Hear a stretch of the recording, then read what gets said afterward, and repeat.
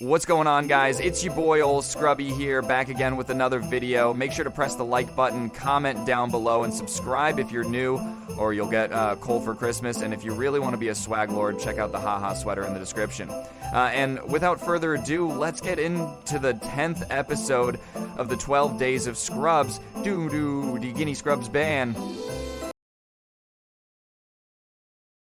What's going on, guys? It's your boy Scrub here, back again with another video. Hope you guys are having a great day. I know I am. And today I've got a story time for y'all from the last time I was at the airport, and this dude made this giant scene at the gate. It was pretty funny to watch. But yeah, before we get into it, be sure to press the like button. Otherwise, no joke, no scam. You're going to be on the naughty list this Christmas, and trust me, that's not something you want. So without further ado, let's go.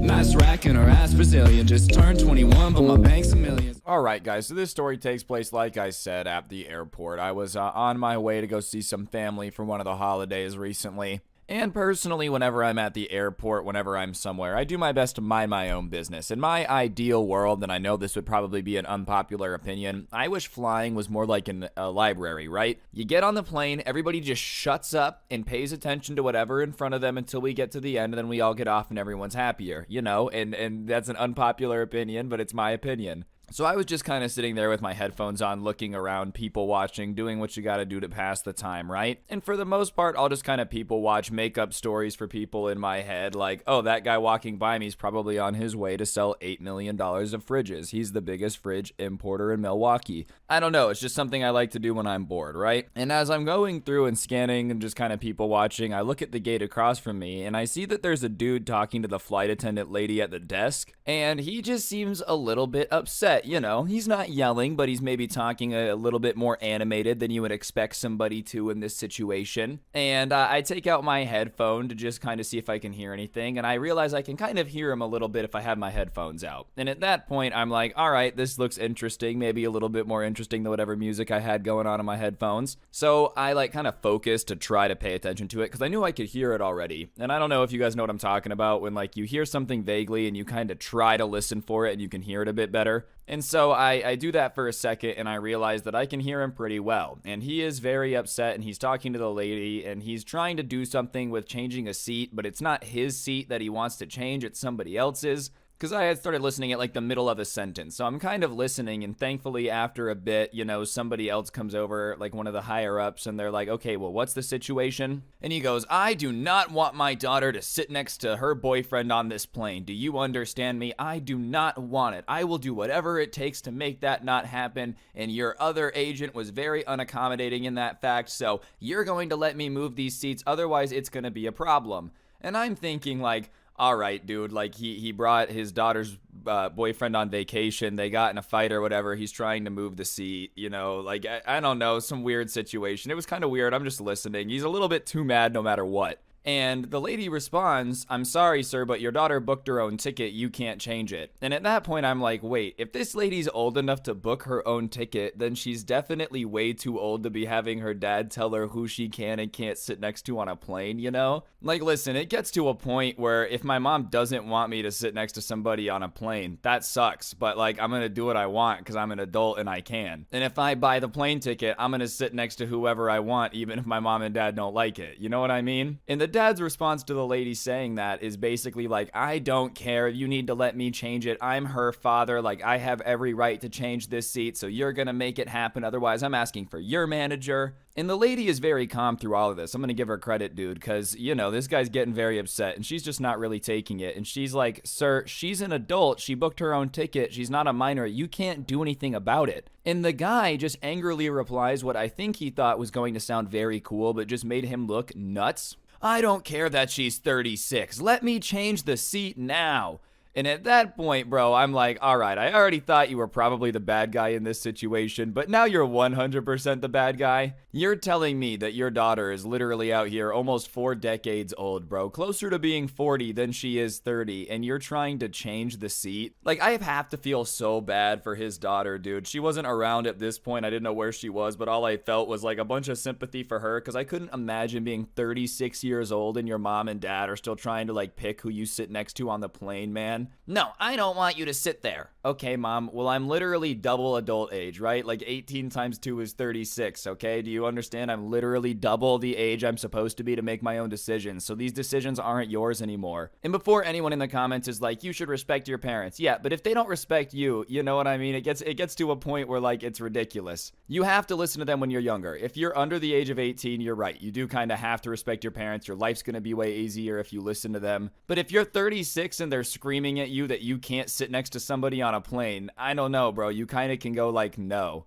And so, whatever, he's really trying to control this seat thing, and he's getting very upset with these agents. They're kind of arguing, and finally this lady walks up, and I'm gonna assume it was his wife, because it was like, looked like she was the same age as him. So if it was his daughter, I would be very confused. There would have had to have been some time warp shenanigans going on. But whoever this lady was, she walks up to him, and she's like, you're embarrassing me, stop. You know what I mean? Like, she kind of does the like, stop it, please, you're embarrassing me. And he looks over, and he stops for a second, where like, he kind of realizes, okay, I might be going a little bit above and beyond here. And then he doubles down and looks at his wife and he goes, no, you don't understand. I don't want them to sit together, and this was part of my holiday vacation. So at the end of the day, if I don't want them to sit together, then they shouldn't sit together, and there's nothing you can do to convince me about that. All right, guys, I'm going to interrupt the video for just 1 second. On your screen now is a gift card code. For those of you that don't know, I give one of these away in every single video I post. So if you want to be an absolute G, subscribe and turn on notifications. And while I got your attention, press the like button or your mom's a hoe. Let's get back to the video. And the wife is just not having any of this, bro. I love her and the manager lady. Neither of one of them was taking any of this. And the wife's like, honey, our daughter is 36. It's not up to you anymore who she sits with.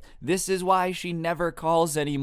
Do you understand that? Like, when you do things like this and you cause a huge scene because you want to be in control, you're not in control. It's okay. This just makes our daughter not talk to us anymore. Well, if she wasn't always making such stupid choices, I wouldn't need to intervene, was his response, which was probably not the best response, because it's like, bro, she just said, like, this is why our daughter never calls, and you're like, well, she's an idiot. I think I understand why she's not calling, dog. Anyways, at this point, dude, a third mystery fighter walks up, and it's this lady that, like, looks to be about 36, so I assume it's the daughter. And she walks over, and she grabs both of her parents, like, on the elbow, and she tells both of them to, like, please stop, please stop, please stop. And after some coercing, they both agree, and they kind of, like, say sorry to the lady, and they walk over, and they sit down kind of at one of those benches that all those airports have where you're waiting for your flight. And it looks like they're having a discussion amongst themselves, but everybody else in the airport goes back to normal. Like, there was a little bit of a scene, everyone was looking, you know, and I wasn't trying to be nosy, okay? It wasn't like, you know, I was like, oh, I'm gonna go out of my way to pay attention to these people that were just causing a scene.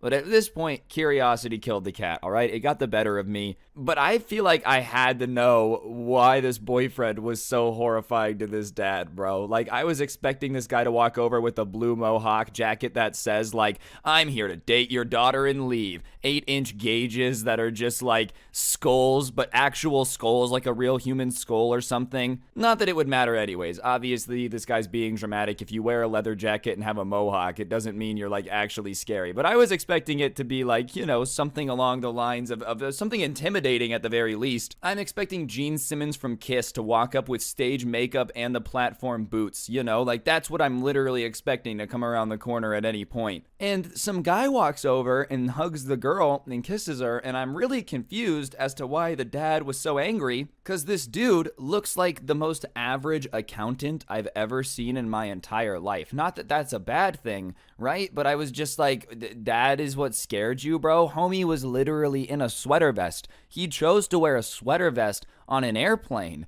Wait, what could you not like about this guy? This guy sounds more professional than the CEO of a Fortune 500 company. This dude seemed like he probably had the wild side of like a Friday night at Dave & Buster's. I will be completely honest. I sat there literally mouth open for a second, like, why was this guy so angry about this? It literally just confused me so much. And to top it all off and to make things even more confusing, right? You would think that the dad would be like pissed off. I'm not gonna shake your hand, all mad. Like, dude, you just went over there and argued with the lady about it. You're arguing with your wife. You might as well act like you hate the guy now. The guy didn't act mad. He hugged him, he shook his hand. It was so confusing. Mega fake energy, bro. I was like, I literally just watched you screaming at the manager of this flight to try to get the seat changed. And now you're just gonna act like everything was fine, dude. I know literally none of this is my business. Like, people are gonna be in the comments, oh my god, you were so nosy. But I couldn't help it, dude. I was just so confused about the situation at hand. I know that doesn't really explain it away. Like, I'll admit it. I probably shouldn't have been paying attention. I will admit that, all right? I'm just saying the entire situation left me very confused, and so I wanted to talk about it because I thought it was funny. Because it was just like, why? Why did you make such a big deal out of this, dude? Like, I just don't understand any of it. It was just so confusing. And even on top of it, dude, if Gene Simmons would have walked around the corner in the Kiss outfit, man, like, it doesn't change the fact that at a certain point your daughter is 36 and her own woman and an adult, and she doesn't have to listen to anything you say. And that goes for like anyone's parents, bro. You're an adult. You guys can do what you want at the end of the day, bro. Like, your dad doesn't own you just because you were like daddy's little girl, and your mommy doesn't own you because you were mommy's little boy. At a certain point, if you're almost 40 years old, it's none of their business who you sit next to on the plane. Anyways, guys, I think that's going to do it for the video. Hopefully you enjoyed. If you did, please be sure to press the like button. If you do, you might as well subscribe and turn on those notifications. And if you really want to help me out, I'll be sure to put a link to my intro song down below, along with the link to my podcast, the Scuffed Cast. And of course, you could use code SCRUBBY at the G Fuel checkout. Great way to help me out. Other than that, you can check out the Storytime Spotify. I'll put a link in the description if you want to listen to these without gameplay, offline, whatever you prefer. A link will be in the description. And of course, we got the Karen Christmas sweater. My, oh my, it's quite a fantastic sweater, if I do say so myself. That link's going to be in the top of the description, so be sure to check it out. And yeah, on that note, guys, don't get anyone pregnant. If you do, make sure they're hot. I'll see you guys next time. I'm out. Peace. Enjoy the first of the 12 days of Scrubs.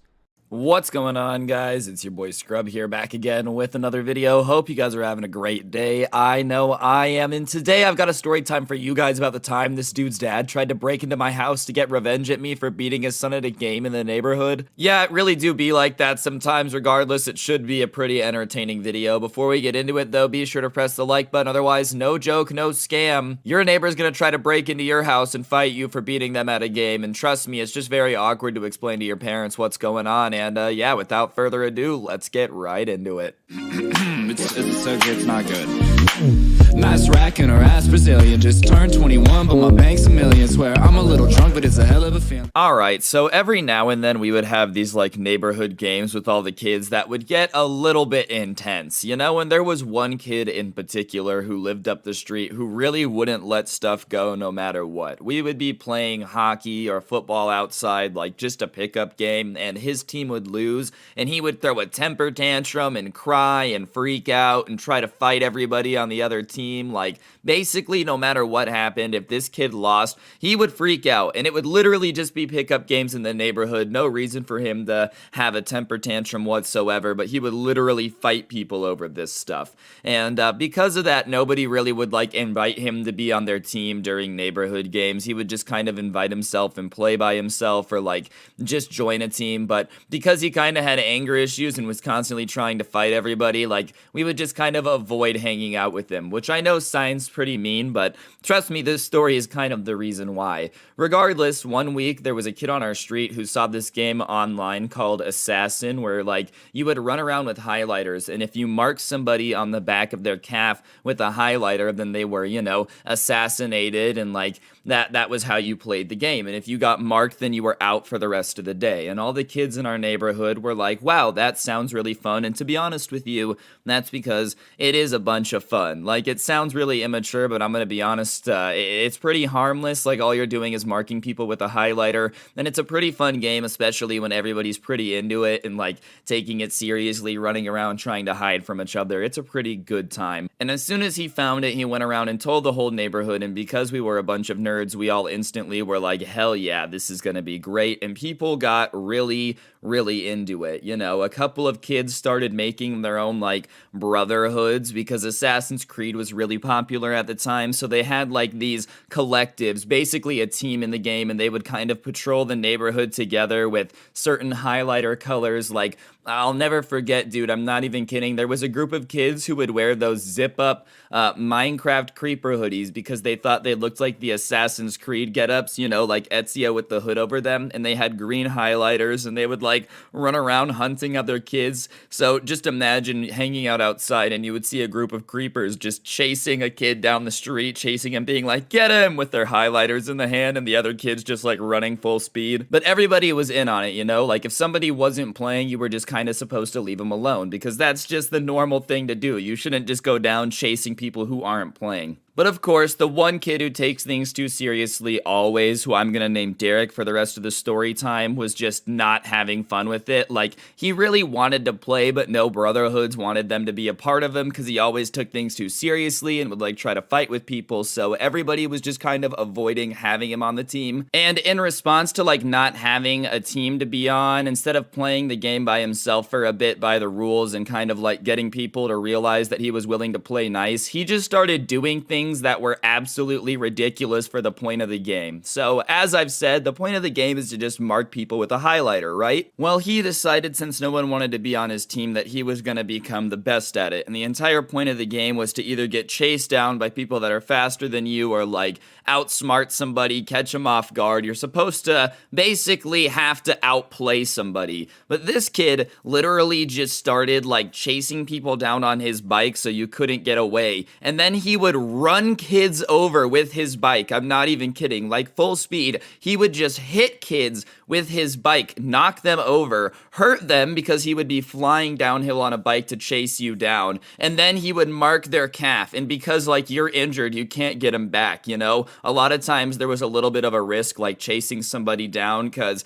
they could always just be, like, tired, you know, and turn around and just try to mark you back. And at that point, you're both out. But, like, yeah, when a kid literally runs you down with a bike and while you're hurt on the ground crying marks your calf, it's kind of just an unfair advantage. So obviously nobody really wanted to play with him, but like whenever you were outside playing, he would just do it. You would just be minding your business, going to check the mail or something, and here this guy would come and just run you over with his bike and mark your calf. So obviously nobody really liked playing with him, but he thought it was totally cool because, oh, I'm winning, you know, like you guys are just hating me because I'm winning. And listen, sometimes people are gonna hate you when you're winning, dude, but nah, it's pretty understandable why all the kids in the neighborhood were not giant fans of having just some rogue dude running around running everybody over in the name of like winning the game, because it's just not that deep. So obviously that made everybody hate him even more. Like, that made everybody really not want to hang out or be doing anything with him ever when he started doing all that garbage. And obviously, there's going to be some people in the comments, like, maybe that's why he was mad. But yeah, nah, you don't get the invite after you start running people over. And what makes it even worse is this kid was a little bit older than us. Like, we were probably, you know, 11, 12 at the time. And this is like a 14-year-old running over 10-year-olds on his bike to win at a game. It's just not cool. He was definitely in the wrong. And I'm not gonna feel bad for like telling this story, but regardless, that's just what was going on. He was like running people over with it. So imagine this dude taking this game so seriously that like when everyone else is trying to play normally, he's running people over with his bike, going and saying to win, and it's just not that deep. Like, it was just supposed to be a fun little variation of tag. That's really all it was supposed to be. It was never supposed to be anything more than that. So there's no reason for him to be trying this hard because there's not a prize. Like, I can even understand, you know, him sweating this hard, running people over if there was money on the line or like a trophy even, because YOLO, some people take stuff that like that a little bit too seriously, and I'm not going to be the one to tell them that like there's no reason to chase it if there's something to win. But yeah, when you're trying this hard and actually hurting people for nothing, you're just annoying. And regardless, one day we're just all outside playing, and I had a blue highlighter in my hand,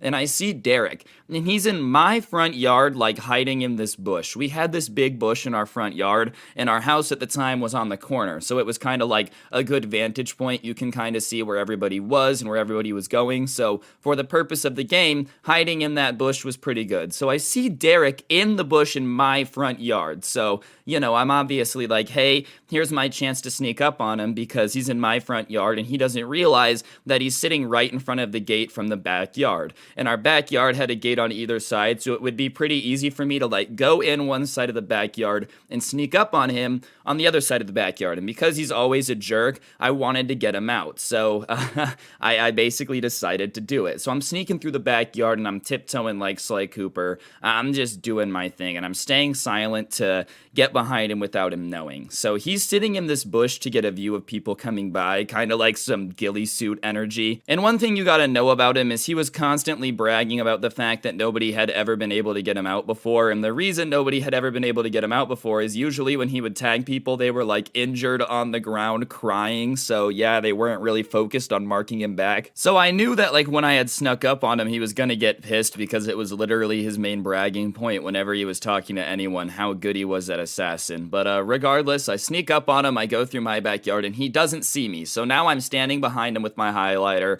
and he's wearing shorts. You had to wear shorts to play the game, because obviously, like, if you're wearing jeans, it's impossible for people to mark your calf, so he had to be wearing shorts, and I just marked him with the blue highlighter really calmly, and I was just like, boom, you're out. That's all I said. I just marked him and said you were out. He's sitting in my front yard in my bush. I had snuck up on him, and I wasn't trying to fight with him. I just wanted to get him out. Not to mention, as I've said, the game literally respawns the next day. So yeah, I got him, but like the next day he's back anyways. So there really was no reason for him to be upset whatsoever. Apparently though, in his tiny little brain, dude, his primitive caveman monkey brain, he just decided that like, whatever, there's no way he could be out. So as soon as I mark him, his response, instead of just, ah man, dang it, and going back home for the day or getting out of the bush, is to spin around and just swing on me. And he like swings on me. Thankfully it's pretty slow. I'm sure it's hard to get a pretty fast punch when you're halfway inside of a bush. Like that's probably pretty difficult to get some momentum. So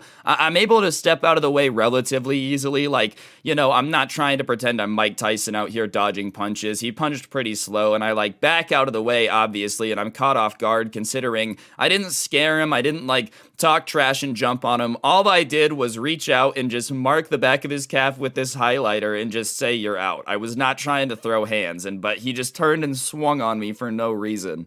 Regardless, after he swings on me, I take a step back and I just tell him to chill out, obviously, because I'm not trying to fight over this game, dude. Like, if I'm gonna fight you over anything, it's not gonna be the stupid game that we all learned off YouTube and are playing, and like, you're literally sitting in my front yard, dude. I don't know what you want me to do. So I just tell him to chill out, and he starts screaming about me, about how it's cheating to do what I just did, and like, I'm a cheater and whatnot, and I'm obviously confused because I didn't do anything to cheat. All I did was sneak up on him. So I start asking him to explain how I'm cheating, and he just kind of starts stammering and doesn't actually have an explanation. So I start being like, look dude, you don't even know how I cheated. Look how dumb you look right now. Like, you're accusing me of cheating and you don't even know how I cheated. Do you understand how ridiculous that makes you look? And obviously that just pissed him off more, but that was kind of the whole point. And he just keeps screaming about how I cheated and he's gonna get revenge, and apparently it's against the rules to sneak up on people, which, keep in mind, the game is literally called Assassin. That's like the entire point, is to sneak up on people to get rid of them, you know? It's not to be a super nice guy and like strap a siren to the top of your head and have it blaring, here I come, here I come, here I come. Like, yes, in a game called Assassin, there is an aspect of the game where you're just supposed to sneak up on people. I don't even feel like that's supposed to be rocket science, but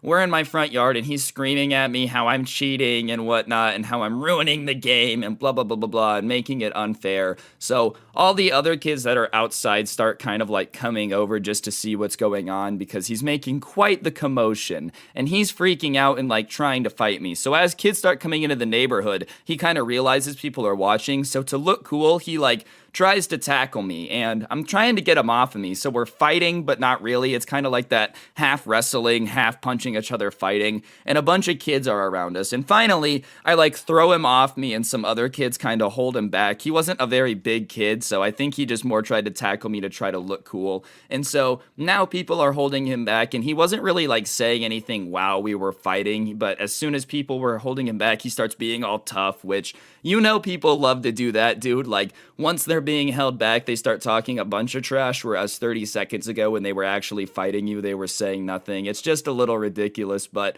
he starts spewing all this nonsense about how, like, oh, I'm gonna get revenge on you, and my dad's gonna teach you a lesson, and I'm really gonna regret this, and whatnot, and he hates me, and, like, listen, I understand after a fight you're a little bit emotional, dude, but wow, oh no, you're gonna threaten that you and your dad are gonna teach me a lesson and get revenge because I tagged you with a highlighter, dude? Like, it's really not that deep. I was just playing the game the way it was supposed to be played. I saw you sitting somewhere and knew that there was a chance for me to get you out, so that's exactly what I did. I don't understand why this kid is so pressed at me, literally just playing the game the way it's supposed to be played, but he's freaking out, and then his friends are like holding him back, and half the neighborhood is just sitting there watching it. And once his friends took him away, which they did after a bit, everybody was kind of coming up to me and being like, yo, good job, like, that guy's such a jerk, no one's ever got him out before, like, good job. So most of the neighborhood was pretty happy that I had snuck up on him and gotten him out, but him and his friends obviously like sulked away, and they weren't really friends with him, they were just the older kids that didn't want to look weak by like siding with a lot of the younger kids, because they didn't really play with him either. Like, as I said, the Derek kid was a little bit too extreme for anyone to really be hanging out with, but they just kind of like, thought that because he was older, he was cooler than everybody. But one thing that all the other kids in the neighborhood were saying is that, like, I should be a little bit afraid of him getting revenge, because every other time he had said that he was gonna, get back at somebody in the neighborhood, he usually did, whether it was, running them over with his bike or bullying them. Like, he was just a jerk, dude. He was a jerk. And his dad was a jerk, too. His dad was one of those dads that definitely peaked in high school and was now, like, trying to live vicariously through his son, giving him tips on like how to bully kids because it was the family tradition. It was a little bit like the family business. And as soon as they heard that I got threatened by his dad, that like him and his dad were going to teach me a lesson, all the other kids in the neighborhood were like pretty afraid, they were like, dude, aren't you afraid that, he's going to get revenge on you? And I'm going to be honest, I really wasn't. I didn't think anything of it because I've never really understood people that use their dad as a threat. Like, yeah, dude, I'm sure your 35-year-old dad can beat me up, but that really shouldn't be a surprise considering that I'm literally a child. Like, genuinely, it should not be a shock that your 35-year-old dad has the capability to beat up an 11-year-old. And even then, if your 35-year-old dad is sitting there, like, after work, he comes home from his job, and you run in there telling him about how you and the neighborhood kids play a game where you mark each other with highlighters and you got marked out because someone snuck up on you and it wasn't fair, and his first thought is, oh my god, me as a grown man better go fight that kid, then your dad's just kind of stupid and I don't care anyways, dude. Like, yeah, sure, he can beat me up, but that really shouldn't matter considering the fact that he's like a grown man. Like, that should just be obvious. I know that was a little bit of a rant, but I hate when people do that. Oh, my dad could beat you up. Yeah, probably. I was 11. That's just not a flex. Regardless, the neighborhood kids are obviously a little bit nervous for me, but whatever. Swing around your giant 35-year-old man-child as a threat. It's just like The Rock beating me up. It's just not that hard because I'm a little kid. Anyways, I go about my day just vibing, but apparently the kid is going around telling everybody in the neighborhood that, like, him and his dad are going to teach me a lesson and I'm going to learn the hard way. So he's hyping it up to everybody but me that, he's going to get revenge. And to my face, he's acting super nice, acting like everything is cool, oh yeah, no, we're good, bro. You got me, well played. And behind me, as soon as I'm leaving, he's telling everybody how much he hates me and he's going to make me pay. But, like, as soon as he leaves, they're telling me it's just a disaster. There are no secrets. This guy thinks he's being sneaky and he's just not. So whatever. I'm just expecting his dad to like yell at me for sneaking up on you, which in my defense, you're literally in my yard, so I don't know how I could sneak up on you. Like, maybe if you don't want people to scare you, you should be sitting in your own yard in your own bush. And you know what? My dog peed in the bush he was sitting in anyways quite often, so he was sitting in the pee bush. So haha, joke's on you. You probably inhaled a lot of disgusting things that my dog peed out, you idiot. whatever, I'm just doing my thing, not really sweating it. And that night, my family is just chilling out watching some TV on the couch, which we did not very often. It was like one of the rare times we were all together watching TV on the couch. And the way that our living room is situated, we had like our couch behind us, and behind the couch were these French doors out to the backyard. And we had a basset hound at the time, like he's passed away since, but at the time we had a basset hound, and he's just going bonkers at the back door like there's something out there. So one thing about basset hounds, for anyone who has one, is like they always bark and go crazy. It's not a very rare thing for them to just kind of go ballistic whenever there's any movement in the backyard. So whenever he would do that, it wasn't, very rare. So nobody's really thinking anything of it. But for whatever reason, he just keeps going crazy at the back door over and over and over again, even more than normal. So finally, my dad gets up to go see what he's barking at because he just won't stop. And he sees two people on the back patio, like hiding behind the patio furniture. And the way that the patio at the house was, there was like this fan with a light on it. And they're in the light, crouched down behind these patio chairs. But the patio chairs are the type that are like plastic and really small. So it's a grown man and what appears to be like a teenage kid just hiding behind our patio furniture. And that's what my dog's been going crazy at. So obviously, my dad tells my mom to like stay here with me and my brother. And he opens the door and just yells. He's like, "What are you doing out here?" And both of the people stand up from behind the patio furniture and just take off running. But the backyard, as I've said, has these fences on either end. And for whatever reason, instead of opening the fence and continuing the run, the grown man goes to like jump the fence, but fails. But he's already moving so fast that he just kind of like body slams into the side of the fence, and it makes the noise that, slamming into a fence does, that metal like sound, and he kind of slams into it and falls on the ground. And the teenage figure is just kind of standing there looking down because I don't know, whenever you see like a grown man just slam his body into the fence, it's probably just a very confusing thing. So obviously my dad runs over at that point and like pins down the guy who's just standing there, or laying there now after he slammed into the fence. And we have the Scooby-Doo moment where like the mask gets pulled off. They weren't wearing masks, but pretty soon it's found out that it's Derek and his dad. And they're like, we can explain. And they start trying to tell my dad that they were going to wait in the backyard until I came out later with the dog, and then they were going to mark me for the assassin game, dude. This grown man and his son were literally just sitting in my backyard, hiding behind my patio furniture, which, as I said, was just plastic chairs, dude. I don't know if they thought that was like a good hiding place or that I wouldn't have seen them or something, but they were sitting in my backyard waiting for me to come outside so that way they could beat me at the neighborhood game to get revenge at me for tagging a kid who was hiding in my front yard. Like, if that's not the just most pathetic grown man thing you've ever heard ever. This dude is a father, and him and his kid were like, hey, it's a Friday night, better just go sit in someone's backyard behind some lawn chairs and hope for the best. Definitely no way that makes us look pathetic whatsoever. Not realizing that, it just makes them look super, super creepy. Hi, I'm gonna interrupt the video for a second. This is an Xbox gift card code on screen. Whoever gets it, gets it. That being said, I do give one away every day. It's just a little thank you to all my subscribers. Apparently, like,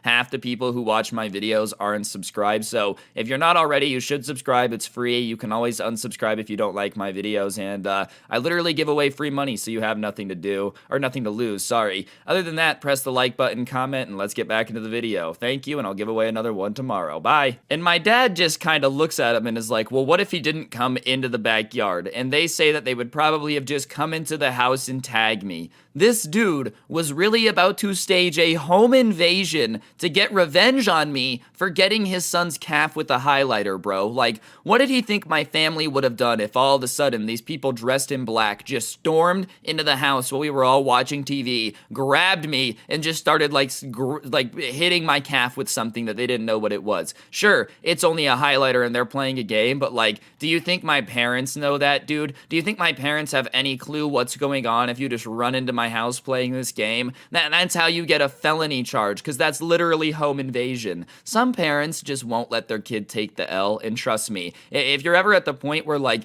you're about to do a breaking and entering home invasion and interrupt some random person's family time with their family because your kid lost at a neighborhood game, you're one of those people and you should probably just chill out, because that's not going to teach your kid anything, dude. Like, yeah, oh yeah, dad, this kid tagged me. I know, son, let's go hide in his backyard and basically do a home invasion. That'll teach him never to tag you again. It's like, nah, bro, it's just going to make everybody aware of the fact that you're a crazy person, because that's what crazy people do. Like, only really, really crazy people are ever out there. Oh, hey, what's poppin'? I'm just here to let you know that I've been waiting in your backyard for 3 hours because your 12-year-old kid was playing a neighborhood game and beat my son at it, even though my son is constantly breaking the rules and hurting other people. Like, you know, it would be one thing if I cheated or did anything dirty, but I just beat the cheater at his own game, bro, and it's not even cheating. As I've said, I don't know how it's against the rules to sneak up at somebody in a game called Assassin. Anyways, after that garbage explanation, my dad ends up telling this guy in like no uncertain terms that if he ever comes around the house again, he's gonna call the cops, after yelling at him that he's out of his mind and like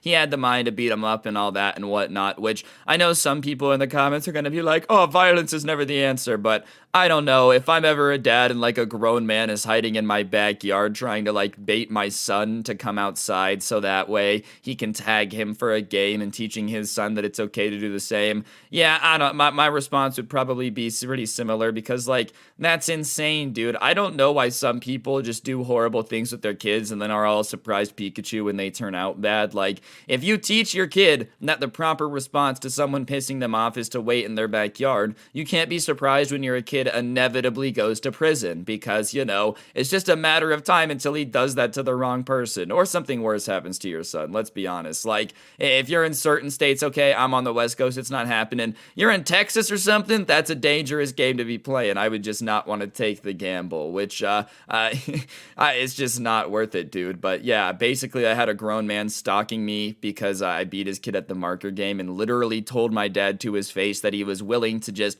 break into the house in the middle of us all watching TV to get me out if it meant that it would make his son look better in terms of the neighborhood. And what's even crazier than that is like, his plan was to just go tell everyone in the neighborhood that they did that. He didn't expect every other parent to be like, oh my god, you're a crazy person, and not want their kids playing with his kid anymore. He just thought everyone would be like, oh yeah, that's a perfectly normal, valid response to a neighborhood game. Anyways, after that, the dude kind of got the hint and ended up staying away, which, you know, my dad's not like very scary, but yeah, it's probably a wake-up call when you're like tackled on the ground late at night in the middle of someone else's backyard with your kid getting yelled at because you took the highlighter game too seriously. I don't know if he was just too embarrassed or like realized he was a grown man, maybe a little bit of both, but they never came around after that. But the bad news is the game also ended up stopping after that, because once all the other parents heard about what happened and like the incident, they obviously just didn't want their kids getting involved, because the last thing they wanted is, you know,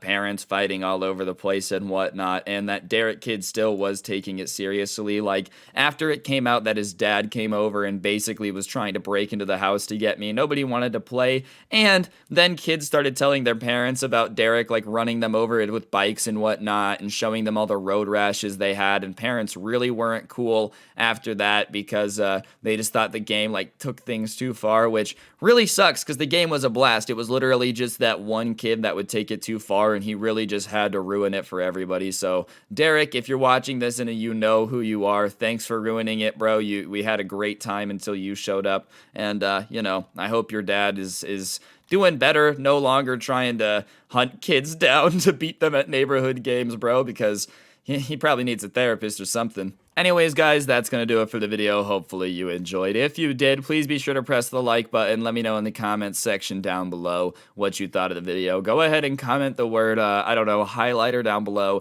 If you've made it this far, it just lets me know that you guys are getting to the end of it, and I would appreciate it, and it helps me get more views. As I've said, if you're new, subscribe, turn on notifications. I post videos every single day, and you don't want to miss it. And if you want more content, I do have a podcast known as the Scuffed Cast. I'll put a link at the top of the description. We post pretty often, and it's pretty fantastic content over there. Other than that, a couple more things that I gotta plug. My TikTok is at Scrubby Stories and at Scrubby with 2 S's. They are both mine. Check out the merch, OG Sub Club and the Haha merch. They're both pretty fantastic if I do get to say so myself, but I am pretty biased. And other than that, guys, that's gonna do it for the video. Don't get anybody pregnant. If you do, make sure they're hot, and hopefully I'll see you guys all next time with another video. I'm out. Peace. What's going on, guys? It's your boy Scrub here, back again with another video. Hope you guys are having a great day. I know I am, and today, ladies and gentlemen, I've got quite the story time for y'all.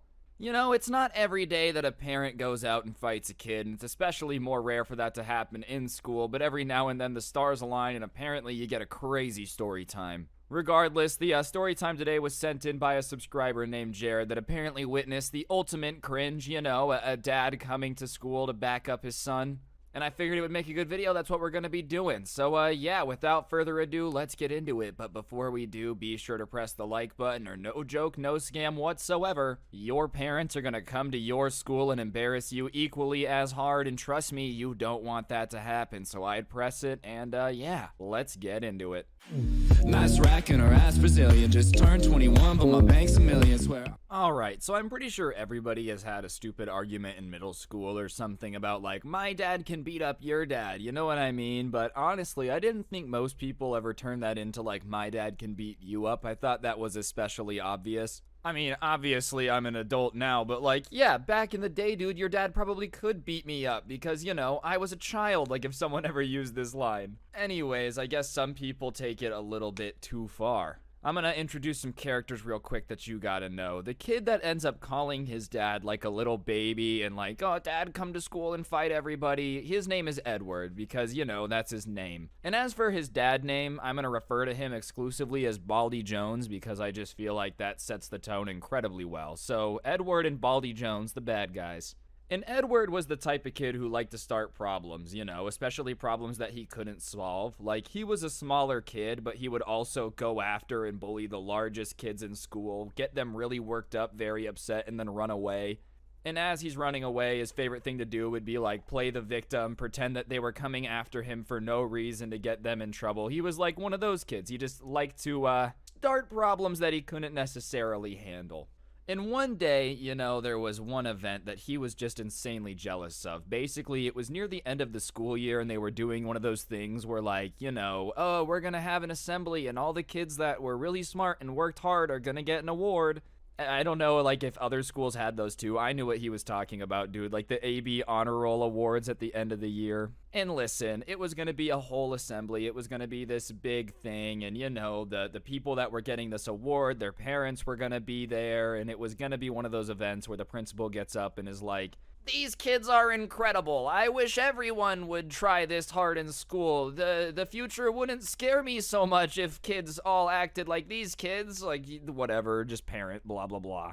And I don't think anyone really likes those assemblies. No one likes sitting in a room full of their peers to celebrate academics or whatever. But the one thing is, like, you just don't destroy it. And as I said, for whatever reason, Edward was just insanely jealous about this event because he didn't win the award. You know, he had been apparently really trying to get an award and he didn't win one and he thought the school had cheated him out of it. So instead of just kind of being like, oh well, I have to sit in this assembly, it is what it is, the entire day before they go, he's just talking about how anti this assembly he is. He's telling everyone that, like, he's pissed off that he didn't win it. He's not even gonna go. If they make him go, he might just ruin the award. Blah, blah, blah, blah, blah.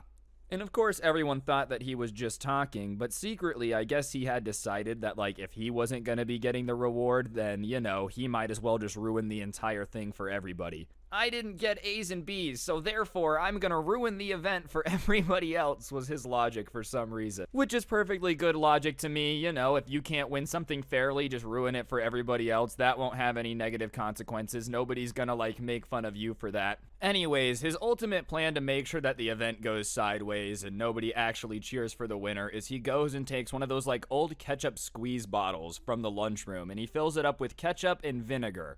And he, in his head, nobody knew this at the time, I'm letting you know what his plan is though. He's gonna run up to everybody as they're getting the award, and he's going to just spray this bottle of vinegar and ketchup all over them. And you know, all of the kids that are winning the award, or like their parents are gonna be there, they're gonna be taking pictures, so obviously they're a little bit more dressed up. Some of them were in suits, and his plan is to just ruin everybody's nice clothes by spraying all this stuff on it. And obviously, on the scale of pranks, it's not like dangerous, no one's going to get hurt, but you know, you're winning an award in a nice suit, and then somebody runs up spraying you with ketchup and vinegar, you're probably gonna be like, oh, this guy just sucks. Anyways, he like stuffs it in his jacket pocket, and then everybody gets to go to the assembly. So they're all getting crowded into this auditorium for the assembly, and there's like 15 kids that are winning an award or sitting up on the stage, obviously, and they're dressed up, you know, they're like, oh, look at us, we're fantastic, we're gonna win this award. They're pretty happy looking, not for long with Edward the Ketchuper around the corner. Anyways, everybody gets stuffed in there. You know, like the part in the assembly when there's the block at the door and the teachers are like, all right, guys, let's go. And you literally just feel like cattle getting crowded in. Well, that finally ends. Everybody sits down, the lights go down, and the principal walks up to like the podium thing in the middle of the stage. And they start doing the thing that they do, you know, where they're like explaining everything going on and how incredible it is. And the speech is a little something like, these students have worked incredibly hard to get here, okay? They showed up on time. They did their homework. And for that, we give them millions. You know, just like one of those speeches. And as they're in the middle of the speech giving it and like talking about how proud they are, there's a commotion on the side of the stage, and Edward is like sprinting up, kind of pushing people out of the way to get up there. And he gets past everybody on the side of the stage and starts running into the middle of it. And as he's running into the middle of the stage, there's like a school aide behind him trying to, you know, like grab him and pull him back so he doesn't interrupt everything. But of course, Edward ends up getting up there. And he's in the middle of the stage, and he looks at the crowd, and he goes, this is for not giving me the award. And he turns back to everybody, pulls out the ketchup bottle, and just starts spraying this concoction of crap all over these people that are winning the award. And of course, as soon as you like see this middle of the assembly interrupted by this guy just spraying everybody with ketchup, a lot of the crowd is kind of like gasping, not really knowing what to do. Like, wait, what's going on? Like, everyone's just really confused. All right, guys, I'm going to interrupt the video for just 1 second. If you take a look at your screen now, you're going to see an Xbox gift code. For those of you that don't know, I give away one of these in every single video as a way to say thank you to subscribing and turning on those notifications. So if you haven't already, you should.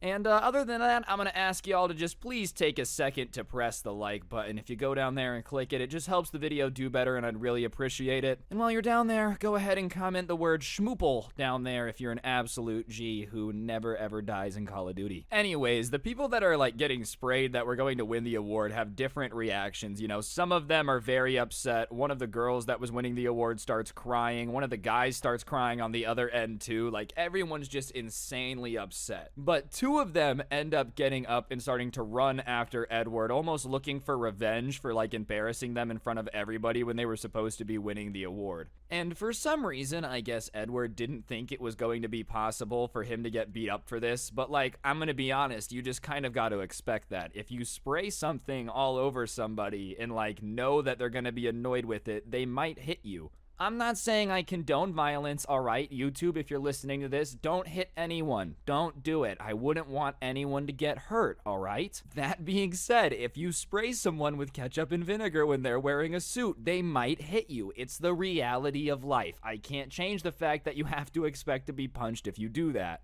Anyways, these two dudes are like running after Edward, and Edward is just not very tall or big or fast or like anything that you would think someone that would do something like this would be. You would think that like, all right, if I'm gonna have this plan where I'm gonna piss people off and run, I might as well make sure that I'm fast enough to run away, but he's just not. These two dudes run up on him and they grab him, and one of them instantly just kind of like hits him because he's obviously mad about the situation. And at that point, Edward turns into the Tasmanian devil, dude. He just starts like writhing in every direction, swinging his arms around, just like basically doing everything he can to just get out of their arms. Almost like, you ever seen a deer that's like tangled up in a fence, you know, and it's just kind of just going crazy to try to get like untangled from whatever it's in? That's basically what he's doing. And so obviously it turns into a little bit of a fight. It's like a 2v1, but he's the one that started swinging on both of them. And when they're fighting, the crowd's obviously like, oh my gosh, freaking out. And they're probably about halfway in between the stage and the auditorium doors at this point because he had tried to escape. And the teachers pull them apart, and just because of how mad the two guys in suits were, they kind of get pulled off of Edward, but Edward doesn't really have anyone like holding him back. So he just sprints out the door. He runs out of the auditorium into the parking lot. And when he takes off, the teachers that are holding back the two dudes let go of them, thinking that it's over. Well, the two dudes in suits take off into the parking lot after Edward. They're not done yet, right? And at that point, the subscriber, Jared, wants to see what's going on, so he's like, I'm heading out there. So he takes off after them to get out there. And he gets out there pretty quick before most of the other people had come out. But at that point, all the kids are trying to escape, and that traffic jam happens, where like everybody's in the door, you really can't get out, no one's moving. And so the teachers weren't ready to escape, so they're behind this traffic jam. So they're not out there yet. There's no one to break this up. There's no one to like see what's going on. And outside, what's currently happening is Edward is now on the phone with his dad. He had called his dad, and he's saying that these two kids are jumping him for no reason and he needs help. Which definitely is not what happened, all right? He's probably just insanely scared to get beat up, that he's like, whatever, I'm gonna get my dad involved, and my dad's not gonna back me up if I say the truth. So yeah, Dad, these two kids are jumping me for no reason. I'm gonna leave out the part where, like, I ruined their suit, ruined their award, all that stuff. That's not important. Just come help me now. Anyways, at that point, the two kids start chasing him, and he's literally playing, like, getaway, like tag with these dudes. Just running away from them around the parking lot, trying to just keep his distance. But he must have lived close to the school because his dad pulls up like 2 minutes later in this SUV, and he hops out of this SUV in flip-flops. And the crowd at that point has come more out of the auditorium, but like the teachers aren't out yet. The kids were kind of strategically kind of to keeping them away from the rest of this so they couldn't break it up. And so the dad's out of the car in flip-flops, and Edward is just running around the parking lot with the two kids chasing him. And the dad at that point probably looks around, looks at the situation, sees his son's getting chased by two people, and you know, he makes a really stupid choice. I understand he thought his kid's getting jumped or whatever, but you can't hit a kid, like it's just really illegal.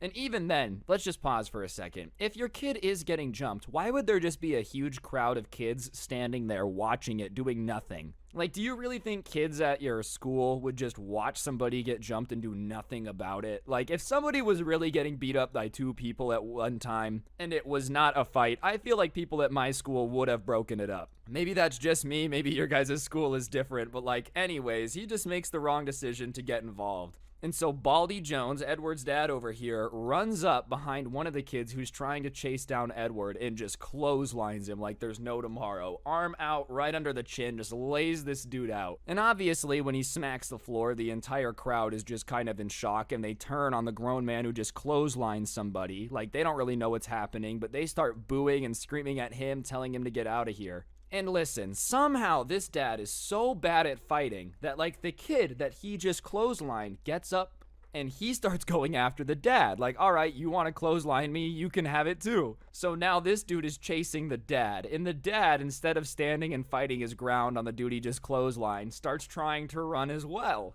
And maybe it's just a family thing, like in that family, if someone's coming at you, you just sprint the other direction as fast as humanly possible. But keep in mind that he hopped out of the SUV in flip-flops. So he's trying to run away from this dude, but he doesn't get very far because he's in flip-flops, and those aren't known for their like iconic speed boosting abilities. If anything, it just makes running even more embarrassing because there's no way to run in flip-flops and look cool. Like, just the way you kind of have to angle your foot to keep it in the shoe, like you're not looking cool running away from anything in flip-flops. And not to mention, on top of like looking weird running in flip-flops, it also is just the most embarrassing soundtrack to your escape. Like whap whap whap whap whap. Like that's what you sound like as you're trying to run away from somebody that's like beating you up.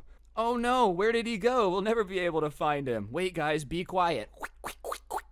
Found him, he's over there. Anyways, the kid catches up with Baldy Jones pretty quickly, and the kid, who's not a tiny kid, grabs Baldy Jones by the waist, picks him up, and just slams him down in front of everybody. And listen, bro, it's already bad enough that you're gonna just like clothesline some random kid. But on top of that, if you're gonna clothesline a kid, you then can't let him body slam you. Like, dude, are you serious? You just got body slammed by someone you clotheslined. By the way, it's an 8th grader. Just like, how does it get any worse than this? Anyways, the crowd at that point freaks out. They lose it. They're all screaming. They're like, oh my god, oh. Obviously, the dude that just body slammed this dad is going to be like the coolest kid in school forever now.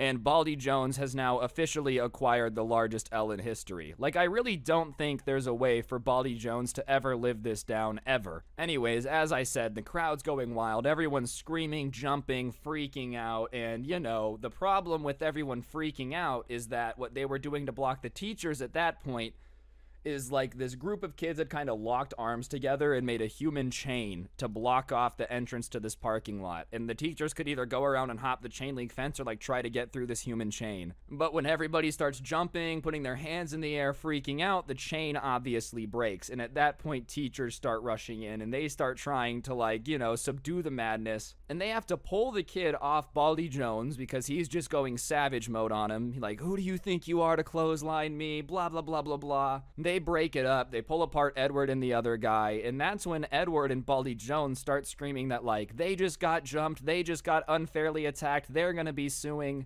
And listen, I understand that it's America and everybody threatens to sue everyone every 12 seconds, but I just feel like when there's security camera footage of you clotheslining somebody and then that person body slamming you, you might not want to bring up charges. Especially because there's security cameras and a crowd of people that just watched it, bro. Like, listen, I guess it's not okay to lie, but I could understand like a little bit more if it had been a situation where there's no cameras and nobody there and you can just say what you want. You're in a parking lot at a school, bro. They've got like 50 different angles of that, dude. Like a literal crowd of 800 people just watched you do it. What are you talking about?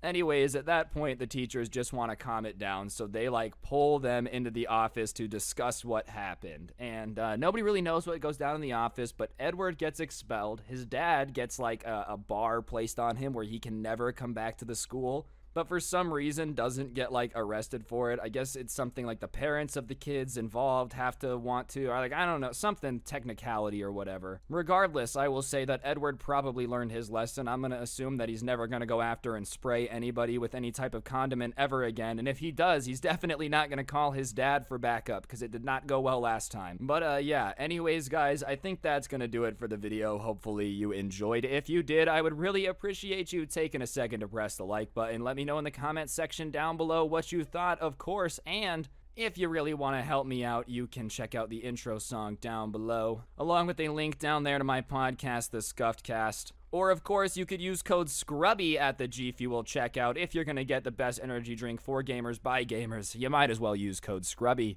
And last but certainly not least, as we all know, October is upon us, which means Halloween is coming up. And if you take a look at your screen now, you'll see the coolest Halloween merch to ever exist in the history of the planet, which can be yours with a trip down to the description. But yeah, on that note, guys, I think that'll do it. Don't get anyone pregnant. If you do, make sure they're hot, and hopefully I'll see you guys next time. I'm out. Peace. What's going on, guys? It's your boy Scrubby here, back again with another video. Hope you guys are having a great day. I know I am. If you guys are, then trust me, it's about to get better, because today I have a pretty good story time for you guys. Basically, one time me and my friend had to like low-key kind of stalk his dad for a bit to figure out what he did for a living, because he was acting super incredibly sketchy about what he did, and my friend really just wanted to know. So, you know, we kind of James Bonded and felt like ninjas for a bit, so I figured you guys would enjoy the story. So yeah, press the like button, or no joke, no scam, you'll get visited by a ghost, and let's get into it.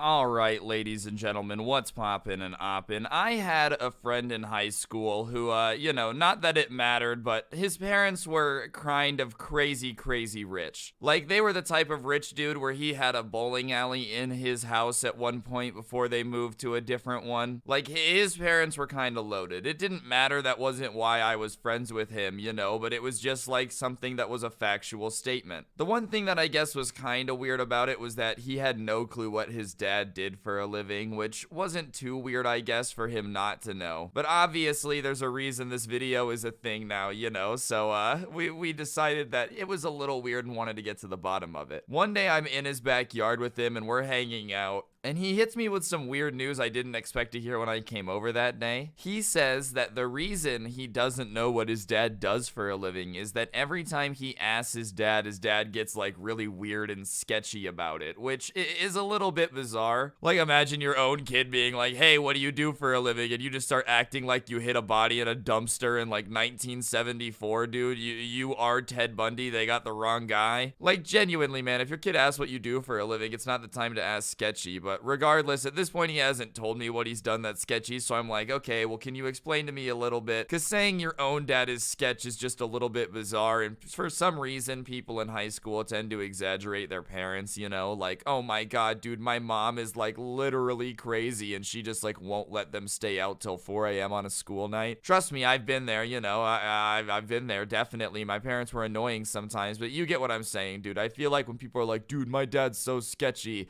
it's because, he doesn't like Krispy Kreme donuts, which, yes, is sketchy. People should. But I did want some examples because I'm not just trying to believe this stuff and look like a dum-dum. So he says a week ago they were eating dinner and he asked his dad what he did for a living, and his dad like literally chokes on his food and asked him why he wanted to know so bad, and then like snapped that it was none of his business and to not ask again. Which, is a very weird response to your kid asking what you do for a living, dude. Hey dad, what do you do for work? Shut up, kid, none of your business. I mean, I guess I'm not a parent. I don't know how I would react to my kid asking me what I do for a living. It would be pretty hard to explain that like I'm just an idiot on the internet, but hey, eventually he'll get used to it. But regardless, his dad like snaps at him, But on top of that, he starts telling me that his dad doesn't really work a lot during the day. He takes phone calls sometimes, but he leaves at 1 or 2 in the morning to go places like, once or twice a month. And that's when he's working, which obviously is a pretty bizarre schedule, and that combined with the fact that he's acting all sketchy and like refuses to tell anyone what he does has his son a little bit curious. But it gets even sketchier, dude, because he's asked his dad if he has any co-workers, and he said, nope, I'm the only one that works for me. And he asks his mom what his dad does, and apparently she doesn't know either, or like isn't too sure because she gets different explanations sometimes. So keep in mind, his own mom doesn't know, his dad doesn't have any coworkers, he's going places at 2 a.m. and he doesn't work a lot during the day. I'm not saying that like there's a reason to ever stalk your own dad, but if there is, this is a pretty sketchy situation. Like, you can understand why we were all a little bit suspicious. So he decides he wants to figure out what his dad does for a living, but he wanted my help for some reason, probably because I'm the only one with crackhead energy enough to like wake up at 2 a.m. to go figure out some Scooby-Doo stuff. Because I'm not gonna lie, once you get me curious, I've gotta send it. Like, oh my god, yeah, what if your dad secretly is like Pablo Escobar who escaped Colombia and had a body double? Yes, it's very unlikely, but I don't know, dude. I love trying to get to the bottom of it, figuring out the mystery. I'm basically Shaggy. I've got the hair for it, I've always got the munchies, take that how you will. But heck yeah, I'm down. So my friend and I decide that we're gonna follow his dad one night and see where he goes to work. I'm doing air quotes. I always do that, and I forget that you guys can't see me, or see me, sorry, and like I feel really dumb after. So my bad. There were air quotes around work because obviously there's some sketchy situations among us. So at this point, we obviously need a way to track his dad because we can't like follow him, and I don't live there. Like, us backing out of the driveway at the exact same time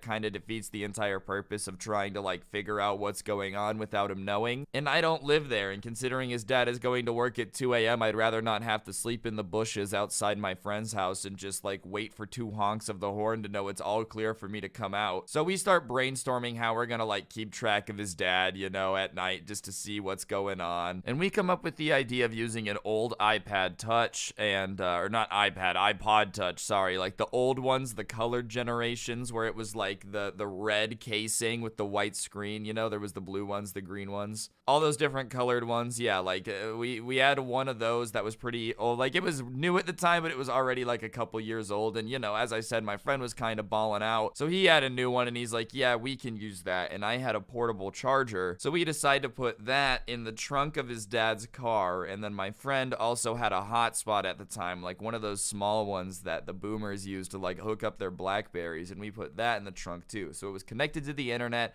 and we added it to a Find My Friends account, you know, with just us. And yeah, sure, like we weren't the CIA, obviously. Like we didn't have any government funding. We weren't out here being big brain massive geniuses or anything. But for two idiots trying to like follow someone's dad, it was pretty impressive. Okay, for us, for somebody who makes story times on the internet, I'm gonna give myself a little bit of credit because I don't know, I was an engineer for a day. There you go, Mom. I'm not going back to college, but one time I used an iPod Touch to stalk someone's dad, so there's that. I also don't really consider it stalking because it was his dad and like it was his idea, bro. It's not like any of this was my idea. I was just kind of along for the ride. I was like, yeah, sure, I've been roped into stupider things. Why not? So the first night, his dad doesn't go anywhere. The same does happen for like 1-2 nights. I don't remember how many nights it took exactly, but it was probably like 2-3 nights down the line from us originally putting the iPod in the trunk with like our little tracking system, our ghetto tracking system. After that, though, I get a text at 2 a.m. asking if I was ready, and I'm responding like half asleep because I had my ringer on full blast, and I'm like, yeah, you know, I'm putting on like my pants backwards trying to get ready to like go do this thing. Anyways, by the time he gets to my house, I'm a little more woken up, and I'm excited at this point because like obviously when I was a kid, I looked up to James Bond a lot. Who didn't? He was cool as heck. And like I'm literally gonna be a spy right now. I'm about to be an A1 steak sauce level spy going around figuring out mysteries, dude. Maybe figuring out that his dad is like an evil mastermind, Dr. Doofenshmirtz level villain. That would be pretty crazy, wouldn't it? How do you deal with the fact that your own dad is Dr. Doofenshmirtz?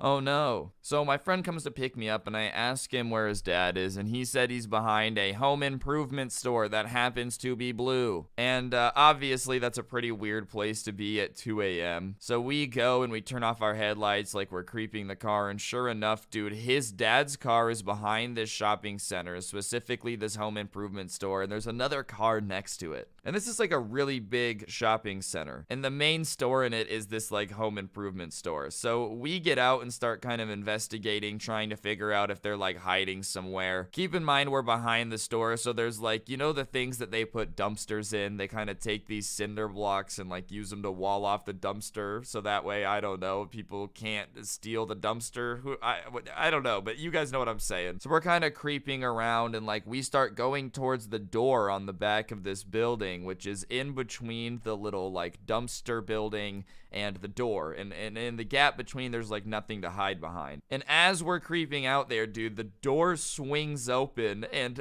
we see like people coming out. Like we hear people coming out, so we turn around and like dive back behind the little dumpster building. I scuffed my knee up pretty bad. It was not pretty fun, but obviously we like have to hide because there's people coming out and we don't really know what's going on. And as we dive behind the dumpster and start peeking out, praying that we haven't been seen, we see his dad and like this ginormous bald dude, like this ripped tall bald dude, just kind of walking, and they're talking, and we overhear just a little bit. So his dad and this dude are talking, and we overhear something, and he says something like, you know, we've got a couple more buildings, and then like I'll pay you $15,000 for the night. Now I don't know about you, dude, but the idea of a boss making enough money to pay $15,000 a night to somebody working for him is like pretty bonkers to me. Okay, oh yeah, your cut of the money I'm making, 15 grand, like huh? So they leave, and me and my friend get back in his car, and I ask if he recognized the other dude, and he says no. So obviously, since we're stupid and teenagers, we start like doing all these crazy conspiracy theories about it, and we really can't settle on a theory where like, well, maybe your dad's a drug dealer, maybe they launder money, maybe he's in the mafia. Like, obviously just coming up with all these crazy theories because listen, I don't know about you, but like, come on, we don't know if it's illegal illegal right now, but doing it secretly in the middle of the night with tons of money on the line and like getting weird about it when anybody asks about it is pretty sus behavior. At this point, we are 99% convinced that his dad has to be wrapped up in something sketchy because he's acting sketchy, dude. And like, yeah, meeting in the back of a parking lot behind a shopping center and like creeping into the building and coming out and talking about the thousands and thousands of dollars you're making in a single night is kind of like evil villain behavior. That's how Syndrome from The Incredibles got his start, definitely. But whatever, we can't settle on a theory, they're just all kind of floating around. And obviously, at the same time, we're also getting a little bit into it because we're like riding the adrenaline high of feeling like ninjas or spies because we had basically just successfully done like a little spying operation, tracked him down, like discovered all these things hidden behind a dumpster. We were feeling pretty cool about it too. So my friend decides, he's like, look, that was great, but do you mind if we follow him again? And so that way I can like confront him and ask him questions. And you know, I'm like, I don't know if that's the best idea. And he's like, Ryan, please, like I need to know, like this just made my curiosity even worse. Now I really need to know and I don't want to do it alone. So I decide, because I'm an idiot, that like, yeah, sure, why not? What's the worst that could happen? That's always what they say. Hey guys, I'm gonna stop the video for a second. On screen is an Xbox gift card. I give one of these away in a video every day. Whoever gets the code gets the code. But basically, it's a way for me to say thank you to everybody who's subscribed. If you're not subscribed, you should press the button. I guess like 80% of you that are subbed don't subscribe. So, you know, come on, press the button. It's free. You got nothing to lose. And I literally give away money every day. So, YOLO. Real talk though, I do really appreciate everyone that is subscribed. It means a lot, and yeah, I really do appreciate it. And also, take a look at this fantastic merch, dude. Oh my god, you get that on a shirt and I guarantee you that you'll be able to figure out what your dad does for a living. The merch link is also down below. Anyways, we commit to like following him again to, you know, figure out what's going on and turn this mystery job into reality, kind of take it out of the shadows like that Smash character that you haven't unlocked yet. You just kind of got to keep it going. Regardless, my friend starts telling everybody about his super sketchy dad because I think he just kind of, you know, wanted some attention from it, which is fine. No biggie. Like, I get it. That's why I tell stories on the internet, bro. Trust me. And as he's telling people, more and more people are like, dude, I want to come. I want to help. I want to help. And sure enough, by the end of the day, we have like 5 people that are willing to help us. So we're all talking now. And when you have 5 people kind of crafting a conspiracy theory, suddenly it's way easier to get like more and more ridiculous, dude. So we're all just kind of sitting around coming up with crazy theories about what it could possibly be. And the fact that like the dude he was with was ginormous didn't help either. Like if I was ever gonna come up in my head with, you know,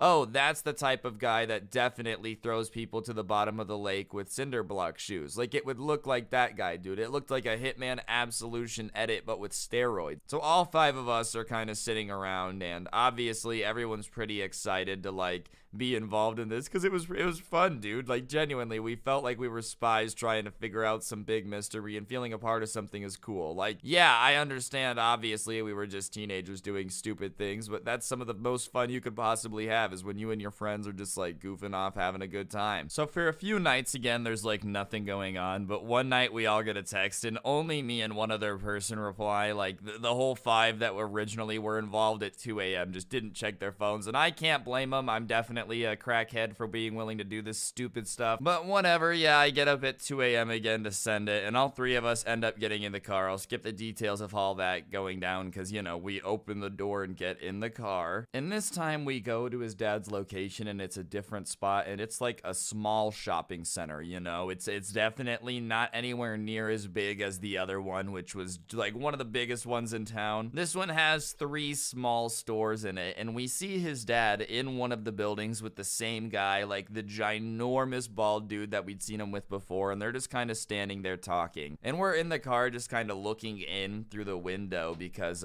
you know, we didn't really want to like get caught. And my friend decides, he's like, I'm gonna confront my dad. And I tell him, hey, I don't know if that's a good idea, but before he can listen to me or like even lets me get a sentence out of my mouth, dude, he just hops out of the car and starts like running towards the shopping center where his dad is talking to this dude. So he's just storming towards the store. So me and the other kid, wanting to help him, like hop out and run after him. So we're all going towards this super sketchy situation. I'm really hoping that his dad isn't involved in a criminal enterprise right now, because I really don't want to end up in a barrel like the first episode of Ozark. Like I'm trying to go home and sleep tonight and go to school tomorrow. And yeah, if his dad's involved in some sketchy stuff, then like all three of us just walking in the middle of them doing sketchy stuff. Only one of us is his son, you know? Like, yeah, he's probably safe, but what's his dad gonna do if I show up looking like, hello, sir? I have no reason to do anything here, and I have just witnessed your crime. So my friend swings open the door and storms in all mad and starts like yelling at his dad, asking for his explanation, dude. And his dad pulls out a glizzy, and I'm not talking about a hot dog. And me and the other guy like hit the ground, but my friend just keeps yelling like it's perfectly normal, as if this is just, oh yeah, another Tuesday, storming in at 2 a.m. to your dad, and he whips out the glizzy because he's like expecting you to be a robber or something. And finally, I hear his dad start yelling back like it's normal, and I'm still on the ground wondering like how the hell we got here, dude, which is probably fair enough. If there ever was a time for me to be like, how did I get here, now would be the time. Out of everything I've done, this is probably the time I was like, I should just not be here. Something about laying on the ground of like a small little shopping center at 2 a.m. while your friend and his dad are screaming at each other when you could be in bed wrapped up like going to sleep. It's just not as fun, dude, trust me. I'm still laying on the ground, and I guess his dad puts the glizzy away, and he tells us to get up, so we do. And his business partner, when we get up, looks like so confused, which definitely is fair enough. Like, imagine you're just doing business, man, and like these kids walk in. Oh, sorry, we didn't mean to interrupt your secret nighttime business with our Chuck E. Cheese birthday party where we're pretending to be spies. That's definitely our bad. Like, I can't blame them for being annoyed at our presence. And yes, we look like a bunch of idiots. Like, we run in, two of us kind of like fall to the ground, the other one's yelling at his dad, the bald guy's like, what have I done, huh? Do you know these kids? Like, should I call someone? Is this allowed? So I'm just kind of taking in the scene, and I realize that, like, obviously we are not supposed to be here. We're in the middle of a vape store, right? Which definitely is not my normal type of store. I actually don't vape. If you do, I guess power to you. It's just not my thing. We're in a vape store, man, and we're looking around. There's the bald guy who looks confused. There's me, the other kid, who definitely are terrified now because we just thought we were about to get blapped. There's my friend who's still looking pissed at his dad, and then there's his dad who looks so pissed, man. Like, he genuinely is looking like the anger emotion from Inside Out. You know, the red guy where his head is like popping off at all times? That's how angry he looks, man. And my friend is still pressing him, like, even with this much anger on his dad's face. He's like, I want to know what you do for a living. Like, you have to tell me. I'm entitled to know, blah, blah, blah, blah, blah. And he's like really getting up in his dad's face about it. And, you know, it's not something I would do. But his dad is like, oh, you really want to know? Like, do you really want to know? And my friend is screaming yes. And his dad rolls his eyes and he starts like talking with a lot of sass in his voice, you know, like an old man who's about to make his son look very stupid levels of sass. And once your parent starts to get condescending, it's always terrifying because, you know it's about to hurt. And he starts explaining this like all pissed off, and he's saying that when I was your age, and he's pointing at his kid, I knew I wanted better, so I started saving, and when I was 25, I bought a commercial property, which for those of you who don't know what it is, it's basically a shopping center, and then like you rent the shops out to businesses to make money back on the investment. It's a pretty good investment, you know, and he says that since then he kept working really hard and kept investing and buying more and more, and now he has 15 different shopping centers and commercial developments that he owns, so he doesn't have to work, which would explain obviously the fat stacks of cash. 15 commercial properties is quite a hefty amount of bands. But beyond that, dude, it would also explain like we're always behind shopping centers or in shopping centers. It's because he owns the building the home improvement store was in, and he owns this thing with the vape shop. And at this point, we're all feeling very, very stupid for doing this, you know, all the conspiracy theories theories that we had been coming up with, like, obviously now look stupid, because when you hear the real explanation, it's hard to pretend that, oh, maybe he's with the CIA and they're finding aliens makes any types of sense, because this is way more logical. But the only thing still bugging us, obviously, is like why he's doing it in the middle of the night, and his dad says that this guy is an old friend that used to do all the inspections for his building, but now he has a day job running his own business, so he's doing this on the side for like money, and since he's always helped him, his dad's willing to do it since it's the only thing he still has to do. So I guess his friend did property inspections, and at night there's no one in the store, so it's easier to do it, and he runs his own business. So my friend is like, okay, well then why do you act so sketchy whenever somebody asks what you're doing? Like, why does mom not know? Why do I not know what you do for a living? Like, isn't that a little bit bizarre to you? And his reasoning was that he didn't want his son to be lazy and think that money was super easy to make, and because he knew he wasn't busy all the time, he thought if he like explained to his son how this worked, that his son wouldn't ever develop a work ethic, and he didn't want his son to be like one of those rich kids that was spoiled. And you know, that's pretty admirable to me, considering how many spoiled rich kids I've bumped into throughout my life, dude. The idea of one of the parents being like, no, I don't want my kid to turn in a terrible version of everything that I once hated. Yeah, it was pretty refreshing, I'm not gonna lie. But anyways, at this point, we all feel stupid, dude. We have a huge amount of egg on our face, but whatever. I apologize, and his dad obviously like kind of forgives us, but is still pretty weird about it. And after that, you know, as much as I would love to say the story has a happy ending, like our friendship kind of ended after that, just because it was super awkward to go to his house. His dad didn't really like me after that, and I can't blame him, dude. He thought somehow that I roped his son into it. Not the case, dude. Not my idea. Not my idea at all. But whatever, you know, don't cry over spilled milk. Not to mention, I did kind of get to be a spy for a bit, so that was cool, you know, +5 experience for me. But whatever, dude. Yeah, that's just kind of how we figured out that this dude's dad had a secret job and figured out what it was. I thought you guys would enjoy it. Hopefully you did. If you did, please be sure to press the like button. Let me know in the comments section down below what you thought of the video. I would appreciate it. Subscribe, turn on notifications, check out the haha merch like I mentioned earlier, link in the description. If you want something else though, you can also head on over to G Fuel, which is the ultimate gamer energy drink, and use code Scrubby at checkout for 10% off. It's a pretty swagtastic code. Feel free to use it. Other than that, my TikTok is at Scrubby Stories, Instagram at Scrubby, Twitter at Scrubby_69. Follow me on all of those to never miss out. I have a couple more channels and a podcast called The Scuffed Cast. All that will be in the description as well. And yeah, don't get anyone pregnant. If you do, make sure they're hot, and hopefully I'll see you guys next time. I'm out. Peace. What's going on, guys? It's your boy Scrub here, back again with another video. Hope you guys are having a great day. I know I am. And today I've got a good old-fashioned cringe story time for y'all about this guy who apparently just loved to act tough in his school, just being a little bit over the top when it comes to saying he could beat everybody up and he's smarter than everybody. I know you guys love this, but the real kicker is apparently his dad's in the CIA, so watch out, you know, we all might be on a watch list somewhere for making fun of this guy. Either way, I just thought it would be a pretty funny story time, so yeah, without further ado, let's get into it. Alright, so first things first, this kid was just one of those people that loves to act tough, you know, like, oh, I can take on anyone in a fight, but he was delusional. He would actually try to convince people that if a team of Navy SEALs were to break into his house, he would be able to take them. Which, listen, man, I'm not saying that Navy SEALs are real superheroes, but, like, as far as what they do, they're as close to superhero as superhero gets. I think there's a reason that we can send a team of, like, 6 of them somewhere, and they're like, yeah, no, we got everything done. We're the Navy SEALs. Keep in mind this dude's in school, so the odds of him taking on every Navy SEAL is slim to none.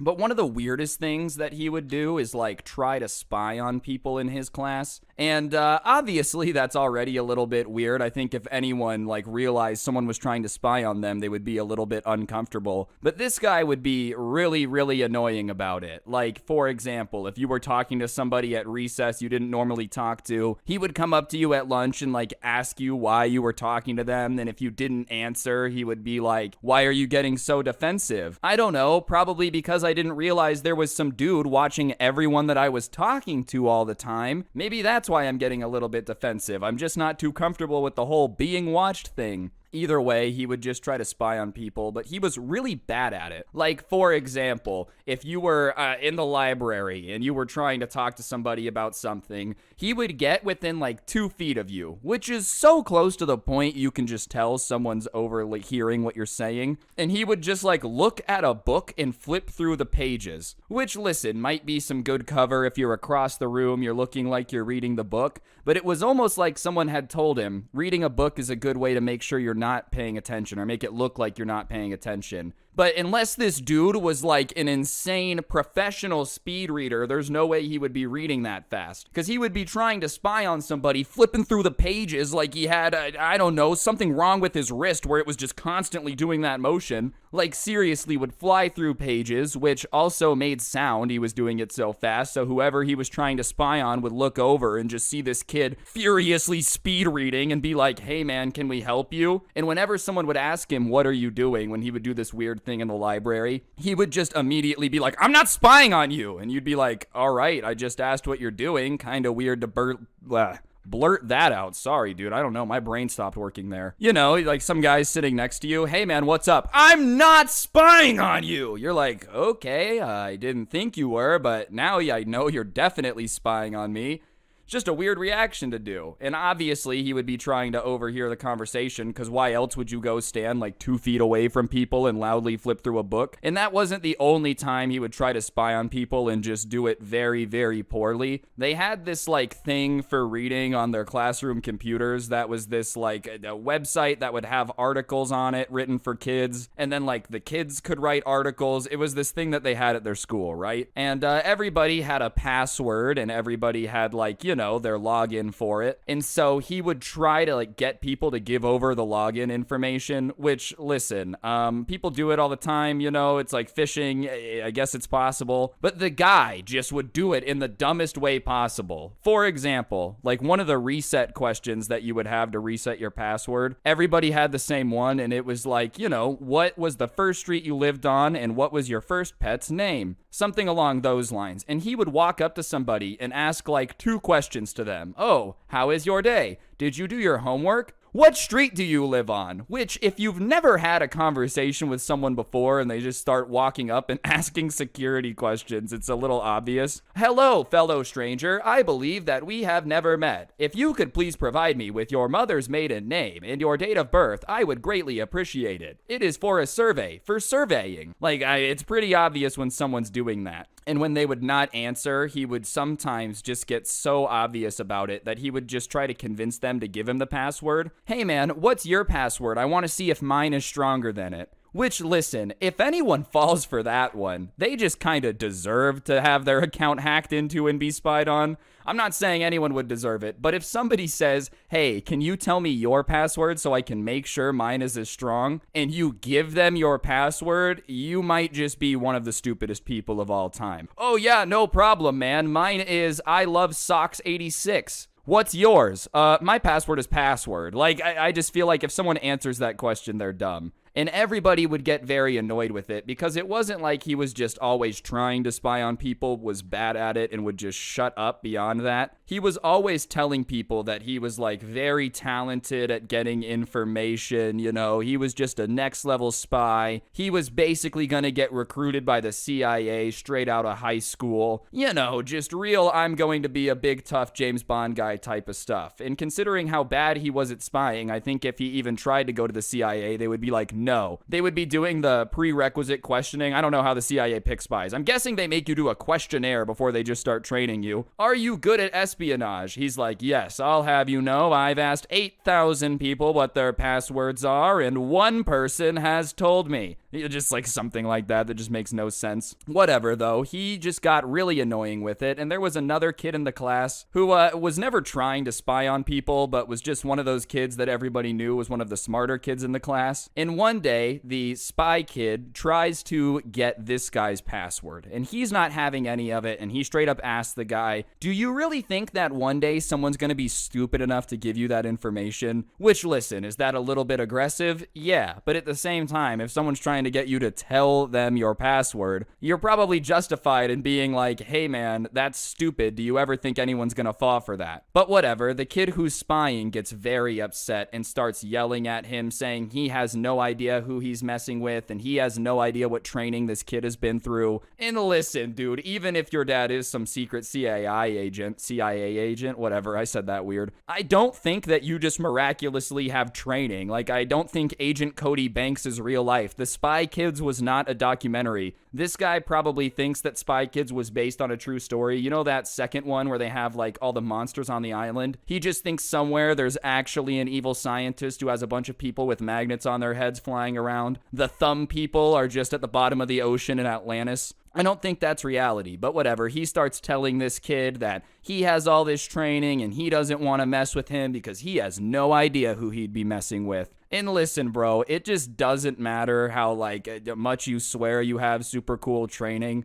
If this guy was trained by the CIA and was still this bad at spying, then I'm losing all faith in our government. No wonder they can't do a coup right. Every time they try to overthrow a government, they get caught. It's probably because they're trying to recruit like 8th graders to the spy network. All right, sir, we're gonna go try to destabilize Peru. You guys go for it. Take the crack team of 9th graders. Like, I mean, come on. The CIA is good at destabilizing countries. I don't want to insult them. I'm so sorry, CIA agent outside my house. Sorry, I had to save myself. I wasn't trying to wake up with a bag over my head being told I'm being taken somewhere for insulting the CIA. Either way, the kid who had started arguing with him about how he's not a very good spy and he doesn't know what he's doing got fed up with it and said something along the lines of like, if your training is so good, then you should have no problem beating me up after school then, which is just a good way of saying like, we're gonna fight after school. And I'm not saying that that was the smartest decision that he would ever make, but I think it was a little bit of him like calling his bluff. I don't know. I'm not that guy. I can't know what he's thinking. But I mean, if you think about it from a strategic perspective, the guy can't really back down because apparently he's a secret CIA agent who's got all this training. And on top of it, if he doesn't instantly like 720 no-scope karate kick you and pinch your shoulder where you pass out instantly, it's gonna be really obvious he's not an agent. And listen, it's obvious he's not an agent. Spoiler alert, the CIA doesn't recruit children that I know of. But it's a pretty good way to A, make him look dumb because he either has to back down, at which point what spy would be backing down from this situation, or B, he makes himself look stupid.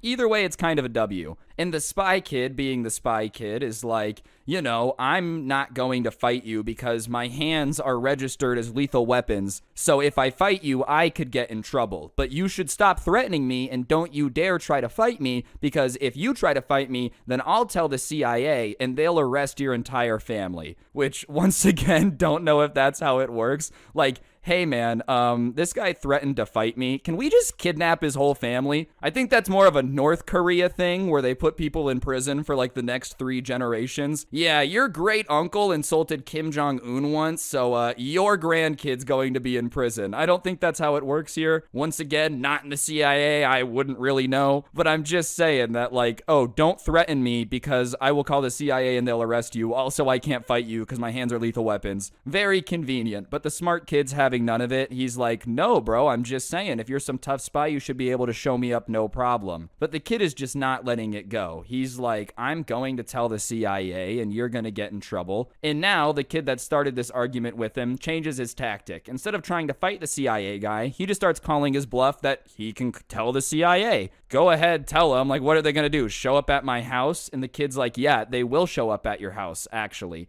And so, whatever, finally they drop it and he says, I'm fighting you after school, like we're fighting, everyone's had enough of this CIA agent crap, it's going down. And immediately people start talking about it, they're like, finally, we're gonna see this kid have to get into a fight, he's been trying to spy on everybody. Everyone had kind of wanted to punch the dude in the face at some point, it was just now somebody was actually being like, nope, it's going down. Well, apparently, when the spy kid said that he was going to tell the CIA, what he really meant was that he was going in to tell the teacher. Basically, just snitch. I don't know if in his mind it was codenamed Kids Next Door and all the teachers were like secretly CIA agents or something. But he snitches, and everybody knows he snitches because when they get back to class, the teacher is like, all right, guys, no fighting, calls out the kid who wanted to fight him by name and says, I don't know who you want to fight, but it's not acceptable. And everybody is like, bro, you told the teacher? Are you serious? Mr. CIA agent was so afraid that he told. And he's like, I didn't tell the teacher. The CIA told the teacher. I just told the CIA. Yeah, that's definitely how it works. The CIA has a main line into every classroom. You can't let our agent's cover be blown. Make sure that this fight doesn't happen. I don't know. If the CIA was going to get involved, I don't think they would just tell the teacher not to make it happen. But whatever. He was kind of like implying that the CIA had gotten involved because this guy wanted to fight him, and the guy's not backing down. He says, I don't care that the teacher told me not to do it. I don't care that you told the CIA. I'm fighting you after school. And the CIA kid is freaking out.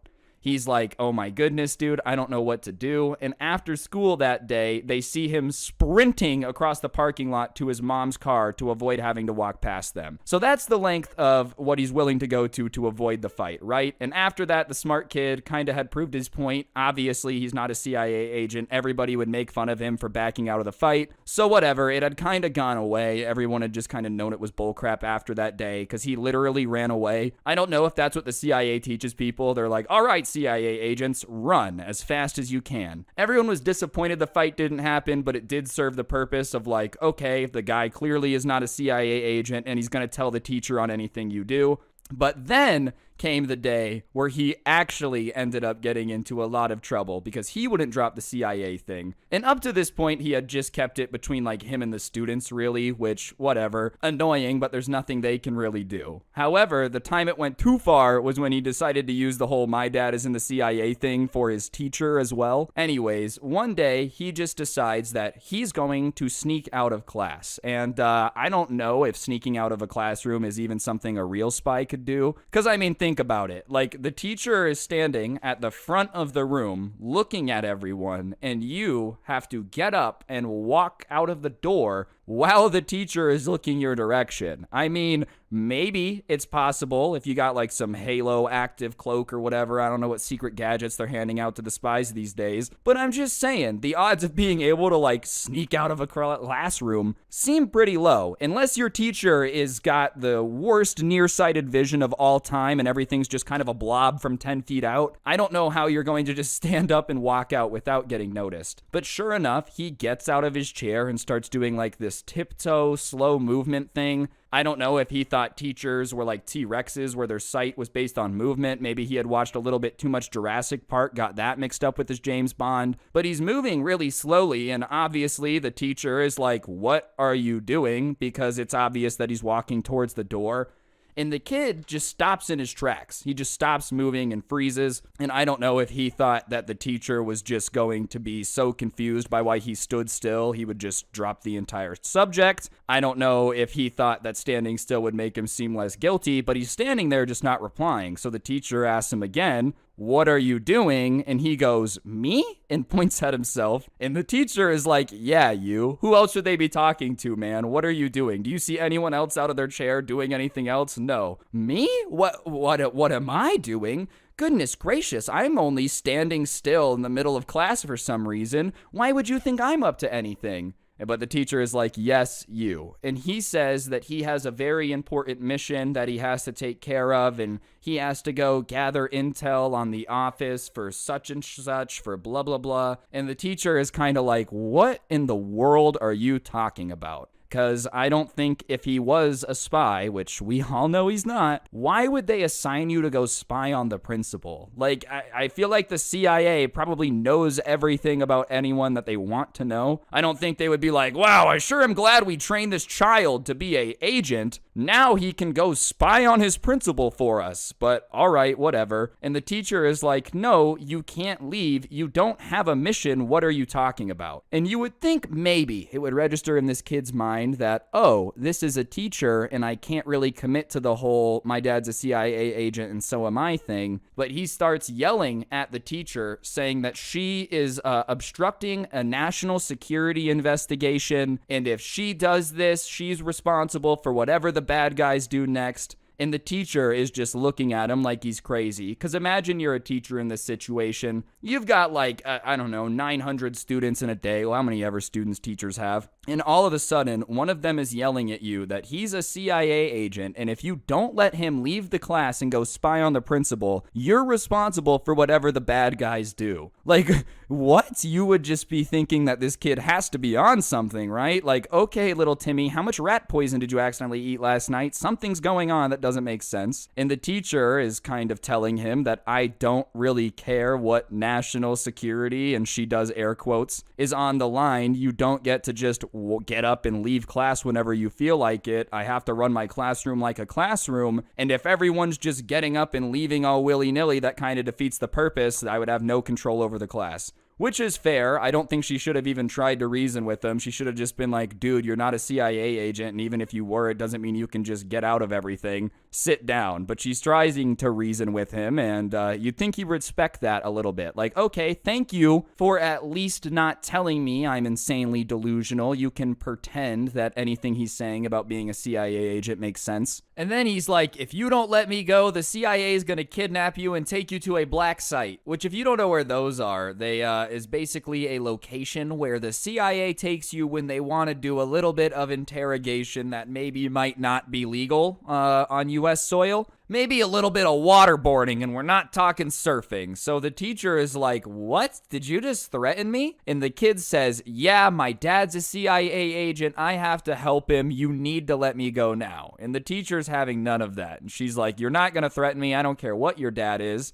You're not an agent, even if your dad is, and I don't believe you. And the kid's like, what do you mean you don't believe me? My dad's a CIA agent. I can do whatever you want. And she says, I would stop saying your dad's a CIA agent or I'm going to have to embarrass you. And at this point, if I was the kid, I would just shut up. Because I feel like when an adult says, don't say anything or I'm going to embarrass you, like, it's just going to happen. I wouldn't really want to take those chances. But whatever, he says something about how, like, you would have no clue what my dad can do, so you don't know anything, shut up. And the teacher just looks at him and says, I know your dad is a mailman, shut up. And everybody is like, oh my God, losing their mind, you know? Everybody had wanted to tell this kid to shut up. And here was the teacher confirming that not only is dad not a CIA agent, but he's a mailman. No disrespect to mailmans. I love getting the mail. Thank you so much for bringing it to my house. I appreciate it. But it's definitely not a CIA agent, and it's definitely not any job that gives you permission to just start running around the school willy-nilly spying on people. No, you don't understand. I have to wiretap the principal. My dad works for the post office. Doesn't really have the same ring to it.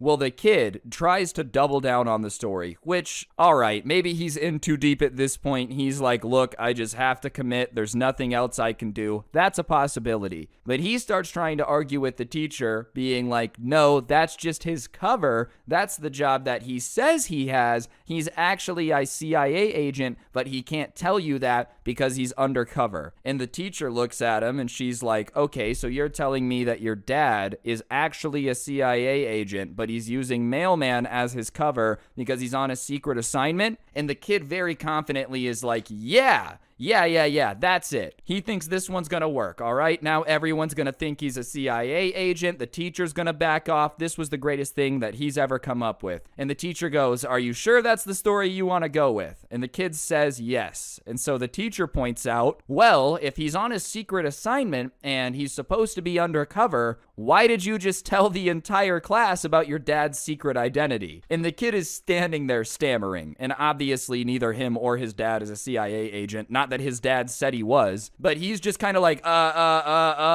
because that's kind of a good point. I'm pretty sure when they assign like secret missions, one of the things that they make sure to tell you is keep it a secret. The CIA likes to do secret things. I don't think you get through training without being able to keep a secret. And he's stammering and he's like, well, and everybody's just kind of laughing at this point because if you are a spy, you're a horrible one. No, my dad's a secret agent. We're on a secret mission and this is secret. It's classified. No one knows about it. Turns around, realize he's been sitting on the intercom button, like almost comical levels of exposing yourself here. And he doesn't know what to say, so he just doubles down and yells at the teacher, well, I have a mission to do and it's of the utmost importance to national security, so you can't stop me. I have to get out of this classroom. You got me. My dad's not in the CIA, but that's my cover, is that he's using the mailman cover for the CIA, which at this point we've got covers on top of covers on top of covers with secret stories, and there's still a CIA kid for some reason, and everybody is starting to laugh even more, and he's getting pissed because it's obvious that no one's believing it. And the teacher says it doesn't matter how many times you try to change your story, you're not allowed to just leave the class. And he's getting very angry, and finally he just looks at everyone in the class laughing at him. He looks at the teacher and he says, "Screw you!" Opens the door and just runs out. And now everybody is just laughing out loud because the way he said "screw you," his voice just happened to crack when he did it. Unfortunate timing, dude. We've all been there. Every time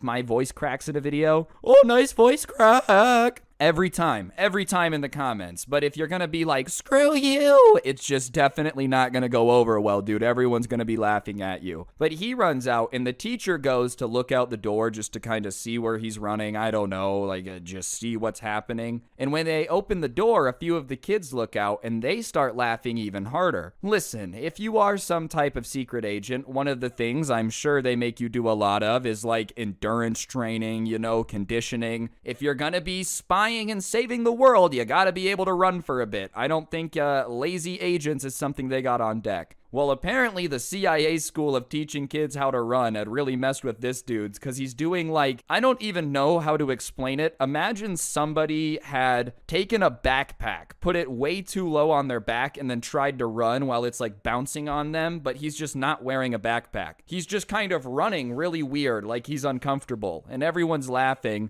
And he turns around and sees the door open and sees a few kids. And he yells something about how, he's off to save the country and they can thank him when they watch the news later or whatever, and storms off. And the teacher has to call the office at that point and it explains the situation. And listening to the teacher explain it to the office was hilarious, because she's like, "Yeah, I have a kid who apparently thinks he's in the CIA. Apparently his dad is too. When I told him he couldn't leave class to go do his mission, he got very angry at me, started screaming at me, and then ran out of the class. But when he was running, it looked like he had something wrong with his leg. So I'm not quite sure what's going on, but just so you know, there is a crazy kid running around the campus." And of course, they start looking for him. They find him. He does not come back to the class that day. He gets taken to the office. They call in his dad, who is a mailman. And obviously, no one really knows what went down in the meeting. But what we do know is that when he comes back to school after a little suspension, he did not get rid of the CIA story. So apparently, whatever they told him in the office didn't have enough going on for him to not pretend to be a spy anymore. But everybody in class started calling him James, James Bond, which, listen, it's kind of funny. Listen, sure, would I love to be nicknamed after something as embarrassing as this? No. But if you're gonna stick to the CIA story, you ran out of the class to go save the country or whatever, people are gonna call you James Bond. You just gotta deal with it. As for the news later that day, there was nothing about some super spy saving the world and then running back to 8th grade geometry or whatever. So I'm not quite sure what he meant by that, not sure what his mission was, but he ended up changing schools the year after that because his family moved states. Probably another CIA reassignment, all right? There's no way that he was moving for any other reason. Realistically, his dad probably just wanted to go be a mailman in a different town. And I don't want anyone to get it twisted and think I'm dunking on mailmen. It's a very respectable job. Someone's got to do it. You get paid well, good benefits. It's just not a CIA agent. They're a little bit different. Who would have thunk it? Anyways, guys, I think that's going to do it for the video. Hopefully you enjoyed. If you did, I would really appreciate y'all taking a second to press the like button. Let me know what you thought in the comments section down below. If you don't know what to comment, just go ahead and comment the word agent down below. I'd really appreciate it. And if you're new, you should subscribe and turn on those notifications, because I post videos like this every single day and you don't want to miss out. If you like the story times, but you would rather listen offline without gameplay, whatever floats your boat, I do post the audios over on Spotify, link down below for that. And you'll also find a link to a playlist here on YouTube of my favorite story times of the year so far. So if you want something to listen to while you're doing chores, gaming, whatever it may be, feel free to check that out. And yeah, on that note, guys, I think that's gonna go do it. I'm gonna go save the world because my grandpa secretly is the FBI. Yeah, there's no FBI agents. They're just all my grandpa. Don't get anyone pregnant. If you do, make sure they're hot, and I'll see you guys next time. I'm out. Peace. All right, since you made it to the end of the video, I'll tell you a secret from the CIA, okay? I heard this from my uncle. Basically, the CIA is actually behind that one thing. What's going on, guys? It's your boy Scrub here, back again with another video. Hope you guys are all having an absolutely fantastic day. I know I am. And if you are, be sure to press the like button. Otherwise, no joke, no scam. The next preppy rich guy you run into is definitely gonna have his dad, who's a lawyer, sue you, and there's nothing you can do about it. So, press the like button if you want to avoid that by all means possible. Real talk, though, guys. Today I have a subscriber story about, like, a spoiled douchebag at a party getting himself into trouble and then being like, my dad's a lawyer, as the defense, and getting his girlfriend nabbed. So, you know how it is. That seems like a good story here on the channel, so that's what we're going to be doing. And without further ado, let's get into it. High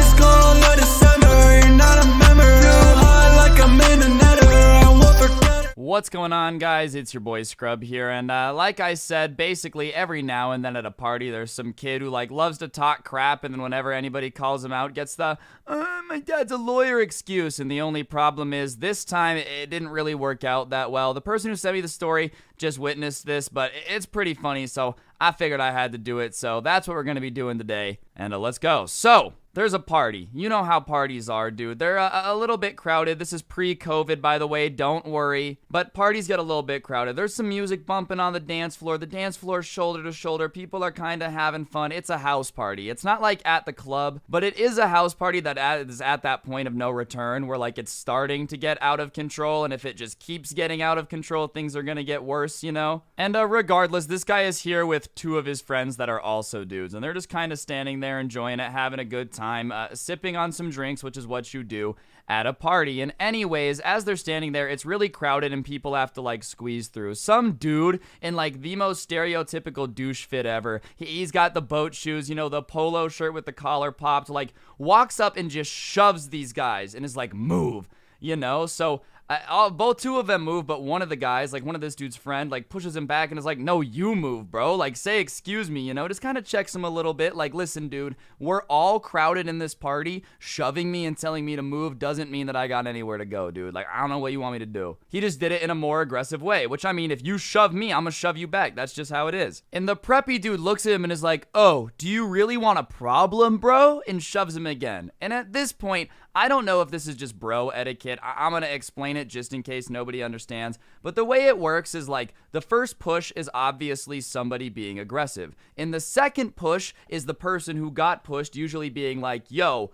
don't push me. And at that point, you have two options. If you shove or like do anything from that point, you're basically asking to fight. At least I think so. Like, you each get a shove and then you either have to calm down, but if anybody makes a move after that, I feel like that's just asking somebody to fight. That's my personal opinion. That's just what I feel like the code is. And it's not like a written down code. I feel like it's just unspoken. You both get one push, and then if anybody shoves after that, there's a fight. So he's like, oh, you got another problem, and he shoves again, which is usually, you know, the, oh my gosh, we're about to fight shove. So the guy who's with the person who sent me the story, his friend, reaches back his hand to punch this dude in the face, as you do when somebody shoves you twice and is like, yeah, I want a problem, bro, and like shoves you. You know what I mean? What else are you supposed to do?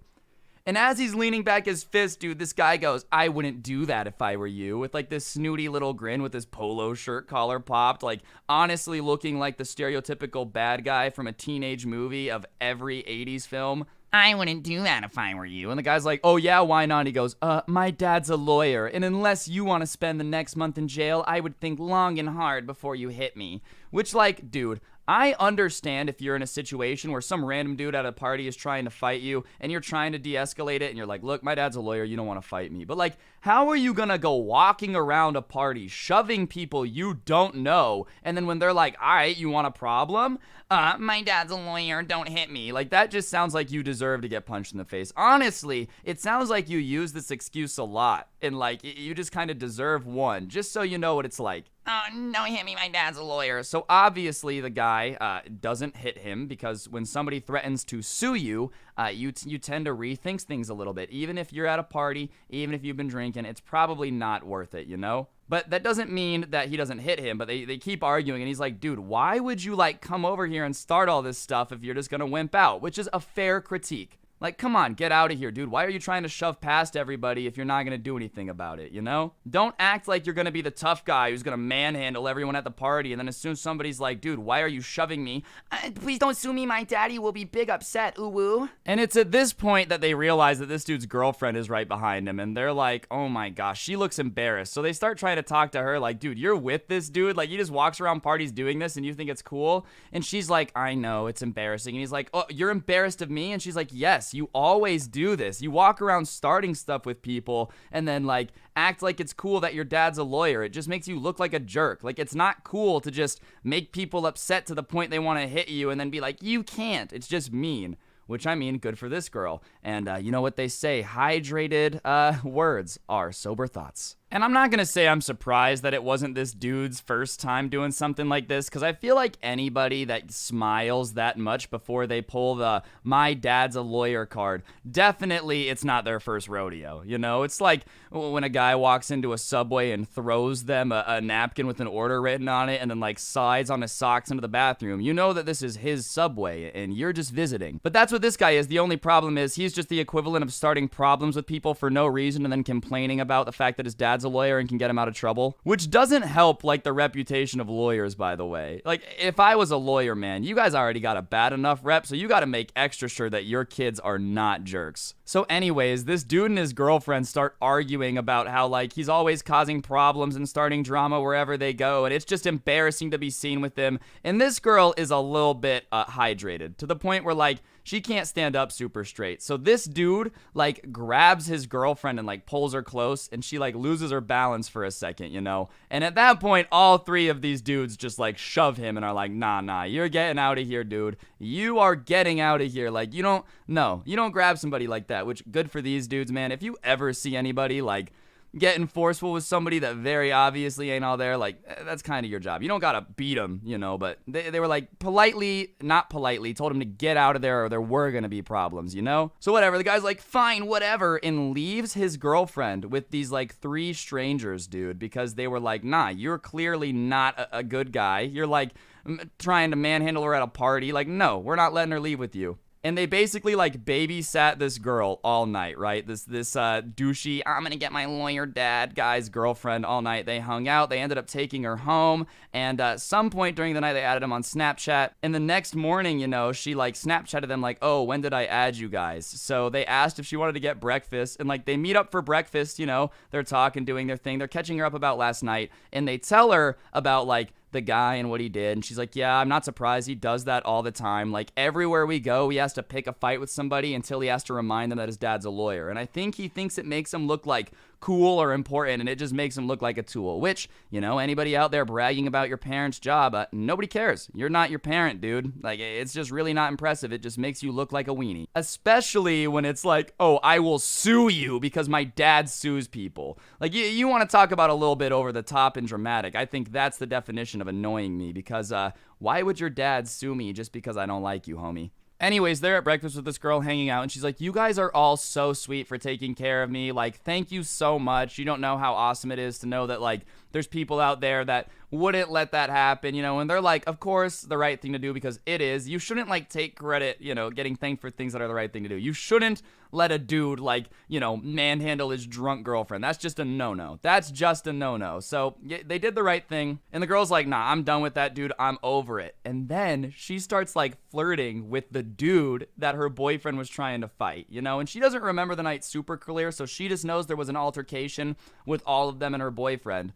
And she just happens to pick the dude who had, like, beefed with him at the party and been like, get out of here, you know, you want to fight. Like, she just happens to have a crush after breakfast on that dude. She remembered bits and pieces, but not, like, enough to know he was the one that, like, you know, was about to 1v1 the boy. And the kicker is, dude, he ended up dating the girl, man. Imagine you're at a party. You're at a party with your girlfriend, man. You start trying to flex on these kids that your dad's a lawyer and they can't fight you because you're gonna sue them. Like, oh, I'm gonna sue you guys if you fight me. You're with your girlfriend. You leave your girlfriend there like a jerk, and then the next time you ever see either of them is together, and you just know that that dude punked you at a party, made you look like a wimp, and then stole your girlfriend.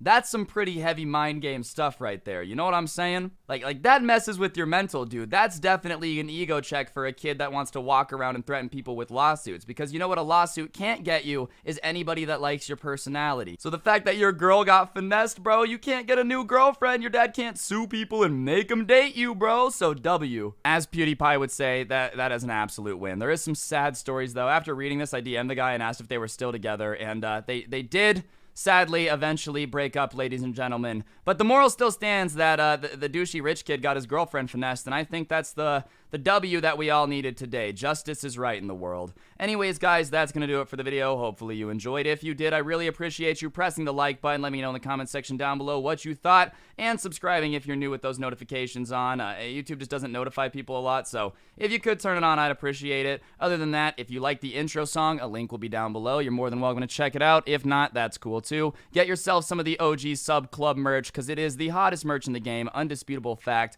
Don't ask me where I got that fact, just know that it's true. And yeah, use code Scrubby at the G Fuel checkout. Plugged everything that I gotta plug. Follow me on Twitter at Scrubby_69, Instagram at Scrubby. Don't get anyone pregnant, and if you do, make sure they're not a lawyer. And hopefully I'll see you guys all tomorrow with another video. I'm out. Peace. I was going to college to be a lawyer, so hopefully they're not mad at me. What is going on, guys? It's your boy Scrub here, back again with another video. Hope you guys are having a great day. I know I am. And today I've got an insane story for y'all that was sent in to me. Basically, this dude's stepdad ended up destroying his PC, and it's just a wild story time that I knew that you guys would enjoy listening to, and he sent it in, so why not tell it? Pretty nuts story, so before we get into it, if you don't mind pressing the like button, I'd really appreciate it. And yeah, without further ado, let's go. Alright, so I think anyone who's got a PC, like, would say that it's one of their prized possessions, not in a weird, like, no, my PC's gone way, but they're not exactly cheap, you know? And on top of that, they're pretty fragile, so I feel like most people who have a PC are like, don't want people messing around with it or throwing it around or anything like that. And they especially don't want someone like throwing it down the stairs, but I guess this guy just got really bad luck when it came to the stepdad department. This guy's mom remarried to this dude, and right away there were some issues because he was the type of guy who was like, you need to be up at 5 a.m. out there with 6 jobs, otherwise you're a lazy turd. And listen, I'm not saying there's something to be said for like having a job or having good work ethic. I think that's a big part of being successful, right? Is like being able to do work even when you don't necessarily want to do it, but it needs to be done. That's important. But I think it's also nuts to like have this idea that you should never have anything you enjoy. There should never be any fun ever. You should only work all the time, and anything other than work is a waste of time. Because if anything, the whole reason you want to get like really good at work and get faster at it is so you can do more work in a shorter period so you can enjoy life even more, you know? Either way, they just instantly butted heads, and one of the things that they really butted heads about was this guy's PC. Now, this guy wanted to be a computer programmer, computer scientist, engineer, whatever you call it. I don't know the proper term, but that was his goal when he got older. So he was already into computers, and he would use his computer to like study that type of stuff. He was already teaching himself how to code. He was doing like some networking classes on his computer. And so he's on it a lot, and yeah, sometimes he would play video games on it because it was a gaming PC. It's not like that was the only thing he was doing. But his stepdad just couldn't understand that you can use a computer for something other than just goofing off and playing video games.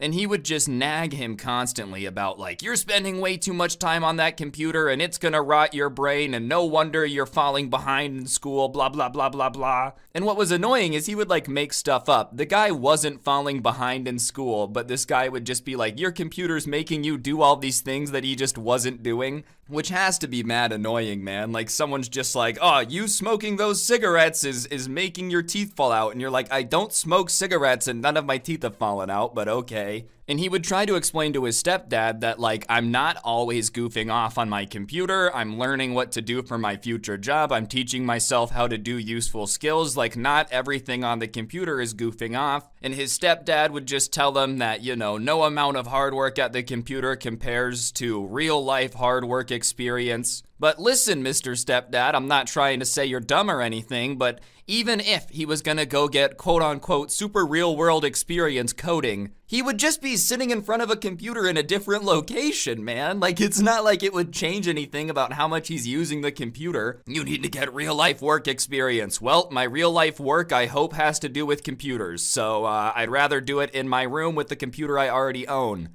I don't know, man. I'm just not really understanding where he was going with that. Like, I feel like teaching yourself how to code is better and then go get real work experience. But it'd be really annoying to go convince someone to give you a job and like get real world experience when you don't know what they're doing. I don't think they'd take too kindly to that. Maybe tell your stepdad that. Oh, you want me to go get a job and immediately piss them off because I can't do anything that I was supposed to be able to do when I got the job? I don't think they're gonna go, we appreciate the follow through and you wanting to work here. They're just gonna fire you and probably be pissed at you for wasting their time and tell everybody else that you're just gonna waste their time. I don't think that's a good thing.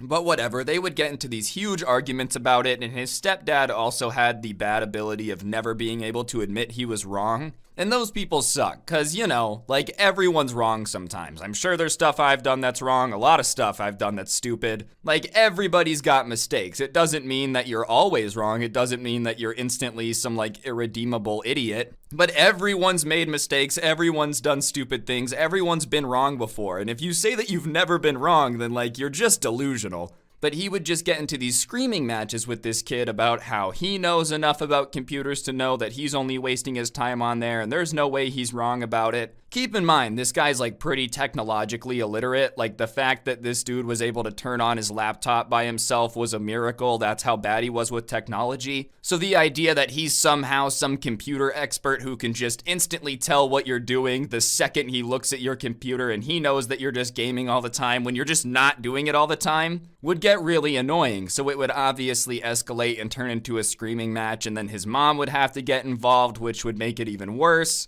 Because then his stepdad's like, you know, oh, you need your mom to come save you. Like, it was just a really crappy, bad situation. But whatever, he finally told his mom to, like, just let him handle the arguments about technology because he could handle it himself. And his mom was like, all right, I know he's stubborn and I'm sorry about it. Like, even his mom felt bad about everything that had been going down and how it had been going down.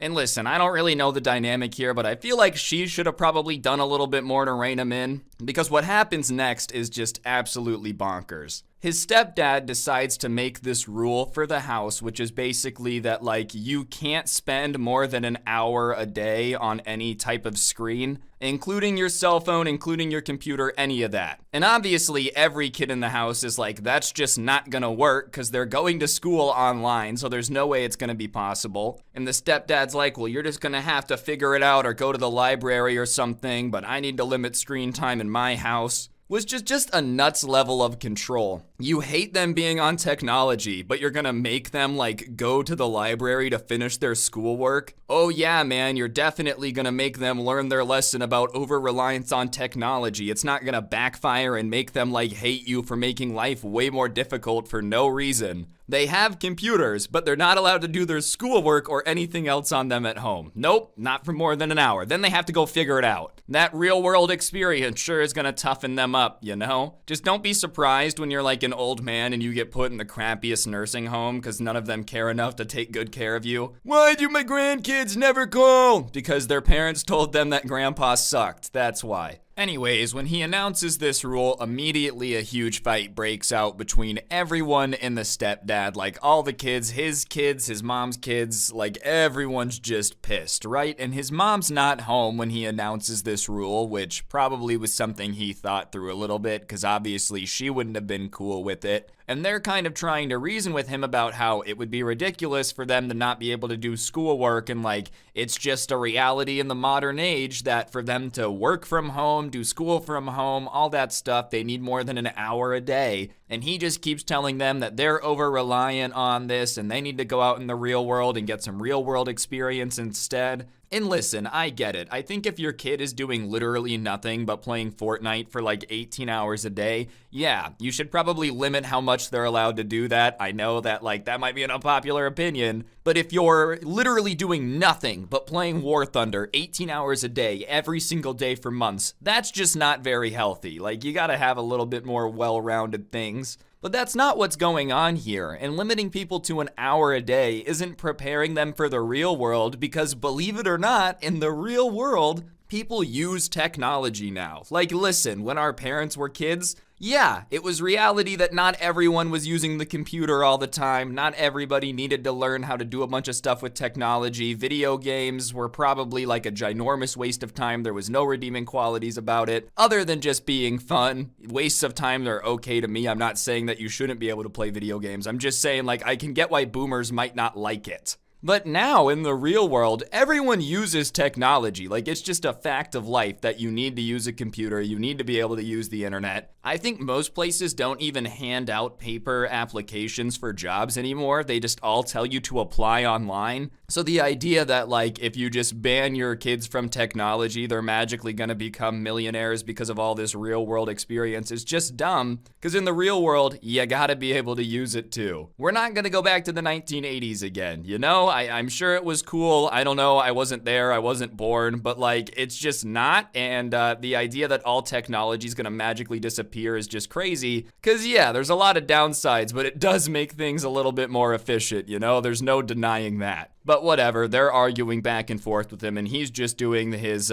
usual maneuver of not backing down at all or saying that there's anything wrong with what he's doing. Just saying that they're gonna understand when they're older, and trust me, one day they'll get it. And I don't think they're gonna get it. This isn't limiting them to, like, playing an hour of video games a day. This is literally making their lives substantially harder for no reason. And when they keep arguing with them, his response isn't to, like, keep arguing with them. It's to just say that everyone needs to go to their room. And he says it, like, screaming at the top of his lungs. And you know when someone's screaming and you're starting to sit in, like, the splash zone at SeaWorld? Shamu's gonna come out, do a double backflip, give you a little splash. Well, he's so pissed that he's spitting and basically everyone in front of him is getting the splash zone treatment. Just should have worn a poncho to dinner when dad was going to announce the rules. And so they get the vibe and they decide to go up to their room. And everyone's going up the stairs kind of being like, this is so stupid, blah, blah, blah, blah, blah. And the stepdad yells out as they're going upstairs that no one better go get on any technology and, like, it's serious, no technology tonight, blah, blah, blah. And listen, up to this point, the stepdad hadn't really, like, been barging into anyone's rooms when the doors were closed or anything. And everybody was, like, going to go upstairs and get on their phone or do whatever. So the subscriber goes upstairs, closes his door, locks it, which was not unusual. Like, he did this all the time. It's not the first time that he's done any of this, right? So it's not like he had any inkling that this was gonna piss off his stepdad any more than it normally did, which was not at all. And because his door was closed and it was locked, he went over, got on his computer, which was in the corner,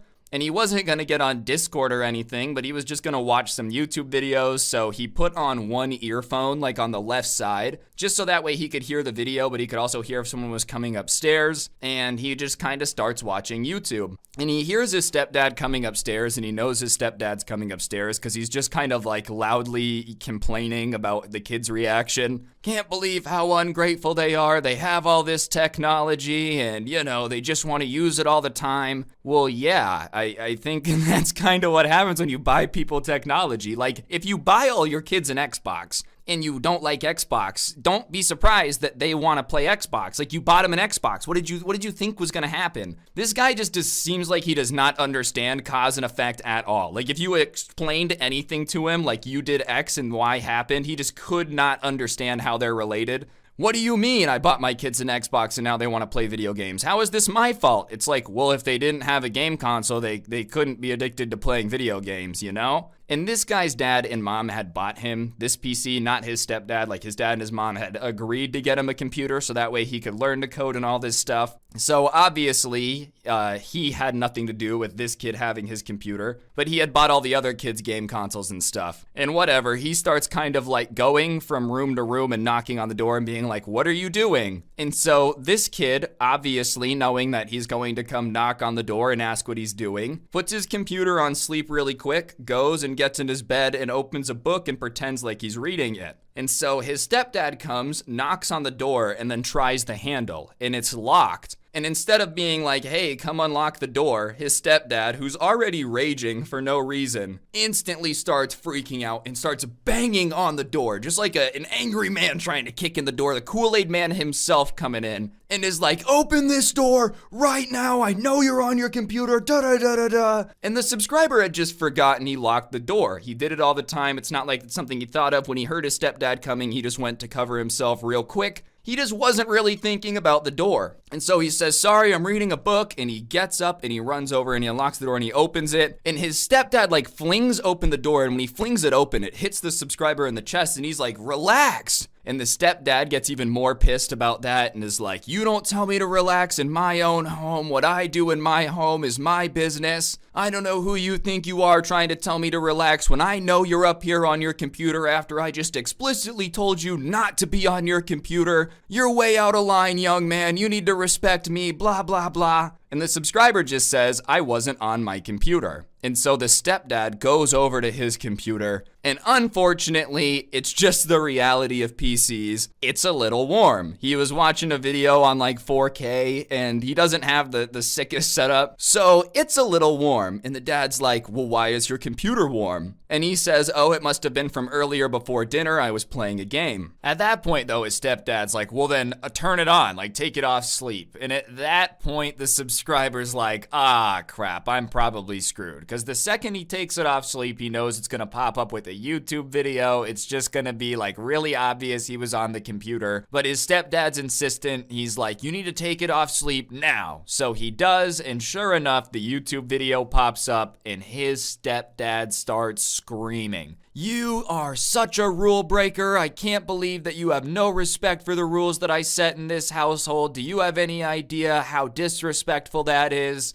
I have half the mind to take away your computer. And at that point, he just tells his stepdad to get out of his room. He's like, you're not going to take my computer. You didn't pay for it. You have nothing to do with it. So you need to get out of my room. And that sets his stepdad off even more. And he's like, I'll get out of your room. But if I'm going to get out of your room, then I'm going to take what I think you don't deserve anymore. And he grabs his computer. And so the subscriber starts like trying to put himself between his stepdad and the door. And the stepdad kind of uses the computer to push the kid out into the hallway. And the way the house is positioned, they have like just this long thing of stairs. And at the end of the stairs is the front door. And his stepdad just starts yelling that he doesn't deserve this anymore and blah, blah, blah, blah, blah. And the subscriber is screaming, what are you doing? What are you doing? And he's like, something I should have done a long time ago, and just throws the PC down the stairs. And on the first bounce, it hits about like halfway down the stairs, and it hits and the tempered glass just shatters. And it bounces like after that, because it didn't hit on the tempered glass. It hit like on the front where those front fans would go. And it hits there, tempered glass shatters. It bounces, hits on the like top corner. And that hits with enough force where the GPU breaks off the motherboard and it comes flying out. So now you know the PC's just donezo. Like the tempered glass, you'd have to get a new one of those, but you can get a new one of those. Your GPU breaks off the motherboard, probably a new GPU and definitely a new motherboard. At that point, you just gotta hope that the CPU's okay, but considering the state of the motherboard, you know, you just never know, bro. A very expensive fix though, and as it bounces the third time and gets to the bottom of the stairs, like perfect timing, his mom opens the door. And so the first thing that his mom sees when she opens the door is just this glass flying towards her and the computer bouncing. And it hits on the ground and falls over. And it's very obvious to like anyone with eyes at that point that this computer's broken. Even without eyes, man, if you heard this thing falling down the stairs, you would 100% know that it's broken, just the sound of it. And his mom is just kind of staring at this like broken computer at the bottom of the stairs that very evidently just got thrown down the stairs. And then she looks up to be like, where did this just come from? Because I'm guessing that was not on her bingo card of what she was going to see when she came home from work today. I don't know. She's probably thinking, oh, they've probably eaten dinner already. I'm a little late to get home. Maybe we can still watch the Muppets movie. You know, the one where they sing the song, Am I a Muppet or Am I a Man? Like that one. That's probably what she was thinking she was going to do tonight. Nope, she opens the door to a computer flying down the stairs instead. She probably sitting there like, what in the Nanny McPhee is going on? Objects are flying. We got some witchcraft and wizardry going on. The new Harry Potter movie that hasn't been announced yet. They're shooting on location. But when she looks up, she sees her son, who's like at this point in tears, pissed off, and her husband, his stepdad, kind of standing there, and the stepdad now has his jaw just dropped open. I don't know if he expected her to just never found out that he broke the computer, if he just did it not kind of thinking about what he was doing and now he realized the consequences of his actions.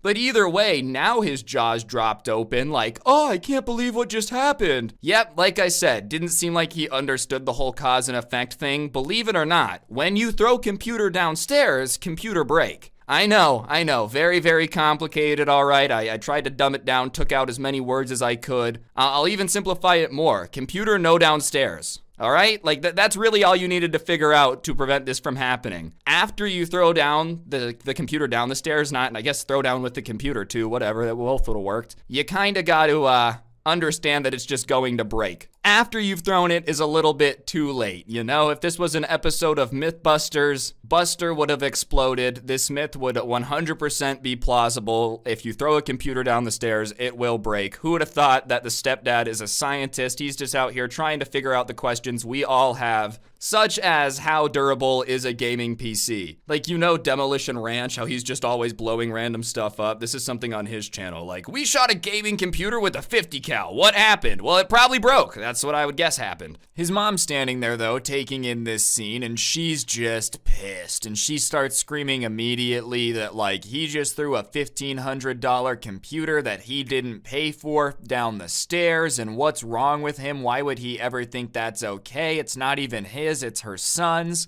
He uses it for work and he uses it for school. Why would you ever break it? Like, are you kidding me? This is psychotic. Which, listen, at least she was pissed about it. I feel like I've had enough crazy step-parent stories submitted to me and, like, here on the channel where the parents just don't care. At least she's pissed, but it is also a little bit too little too late when it's already been thrown down the stairs and destroyed. But the stepdad is still stammering, but, like, trying to somehow maintain that what he did was somehow justified, and he's like, well, he was on it too much. Yeah, well, you know what's possible if he's on it too much? You could have just taken it away, or I don't know, like put some parental control on it. I don't know what you can do. I don't have a kid. That being said, I feel like throwing it down the stairs is not on the list of things I would feel like I had to do. Like, hypothetically, if I had a kid and he was playing too much Xbox, I'd put the controls on. And if that didn't work, then I would just take away the Xbox. Last on my list would be pick it up, throw it down the stairs. Like, that would just never be on my list of things to do. Cause, I don't know, I paid for the Xbox. Like, aren't you messing up yourself? Maybe that's why he didn't. He didn't pay for the computer, so he's like, whatever, I'll throw it down the stairs. Anyways, his mom's response to that, like, pathetic attempt at justifying it is to just go off on him, saying that he's a moron and she doesn't understand why he has this, like, weird beef with technology, but it's here to stay, so we might as well just accept it instead of pretending that the world's gonna go back to the way it was. Which, listen, is very true. That's what I was saying earlier, man. Like, even if you don't like technology, it's just a little bit too late to be on this train of I'm just never going to use it. Like it or not, it's just a reality that, like, some stuff requires technology in the modern age,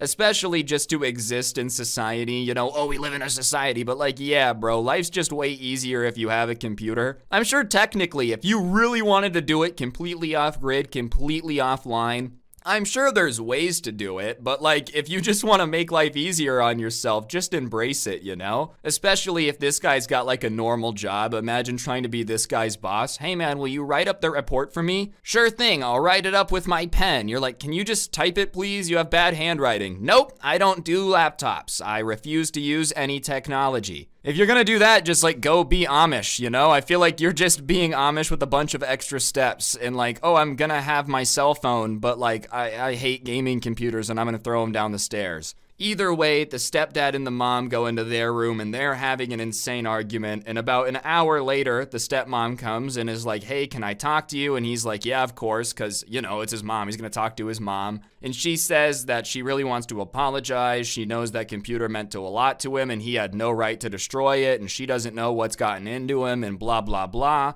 And he's like, yeah, I get it, but I still don't have a computer. Like, it's still destroyed, and I appreciate the apology, but like, what is this guy's issue? He can't be doing that. This is what I want to do with the rest of my life. You can't just throw my stuff down the stairs all the time. Like, that's ridiculous, you know? And she says, yeah, they talked about it and he's never gonna do it again and he agreed to get you a new computer. And the kid's like, yeah, but you know, like a lot of the parts that were on that computer are old now. Like, I don't know how much it'll be to get them and da-da-da-da-da. It doesn't seem fair that he destroys my computer and then just like has to get me a replacement. I feel like he like owes me an apology as well. And she says that he is going to apologize. And she said that he will also get him any computer he wants. And at that point, you know, he's like, all right, well, my stepdad destroyed my computer. If he says he's going to get me any computer he wants, I know what I want. So he's like, all right, well, I'll pick out the parts then because I need to get it ordered so I can work on my stuff. And he goes online and he builds an absolute beast of a PC, bro. I'm talking like an i9, whatever, blah, blah, blah, 3090 Ti, just like the most overkill computer, 128 gigabytes of RAM. And he goes in and he shows his stepdad and his stepdad's like, this is so expensive. And he's like, yeah, and you could have prevented yourself having to buy this if you wouldn't have destroyed my computer. Which, listen, I think asking for a 3090 Ti, was he probably taking advantage of the situation a little bit? Yeah. But at the same time, bro, you wouldn't have had to buy him a new computer if you didn't throw his old one down the stairs. This all could have been very easily prevented. You could have stopped yourself from being forced to buy all this stuff, but nope, for some reason you threw it down the stairs, man.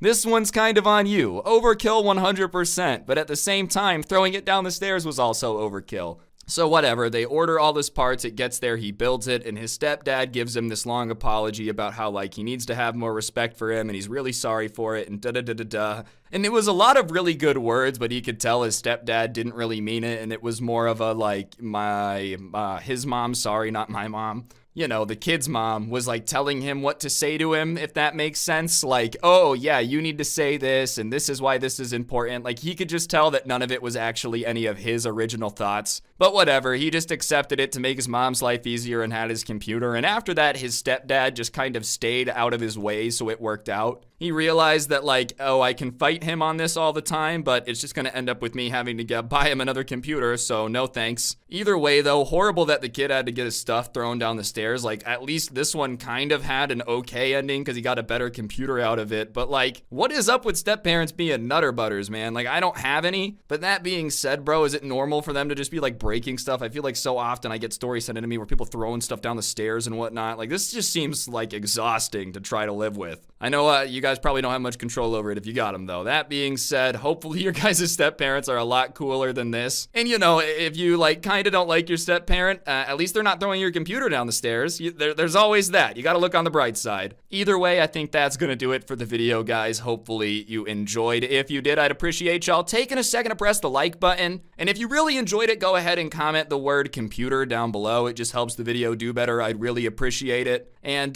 beyond that, you should also subscribe if you're new and turn on those notifications. I post videos like this every other day, sometimes every day, depending on the grind season. But, you know, I told you guys I was gonna get back to the long videos. Hopefully this one counts. We're at like 27-ish minutes. So hopefully this one kept you guys entertained. Like I said, if you did, comment, like, all that good stuff. And if you want to listen to the story times, but you don't always want to watch them on YouTube, you'd rather listen to them, blah, blah, blah, blah, blah. I do post the audio versions over on Spotify. You can check that out. There's a link to the Spotify down below. I post them like a day after, so you can always catch them on YouTube first, but if that is something you're interested in, feel free to go check that out. And yeah, beyond that, I think that's going to do it for the video, guys. Thank you all so much for watching. Don't get anyone pregnant. If you do, make sure they're hot, and hopefully I'll see you guys all next time with another video. I'm out. Peace.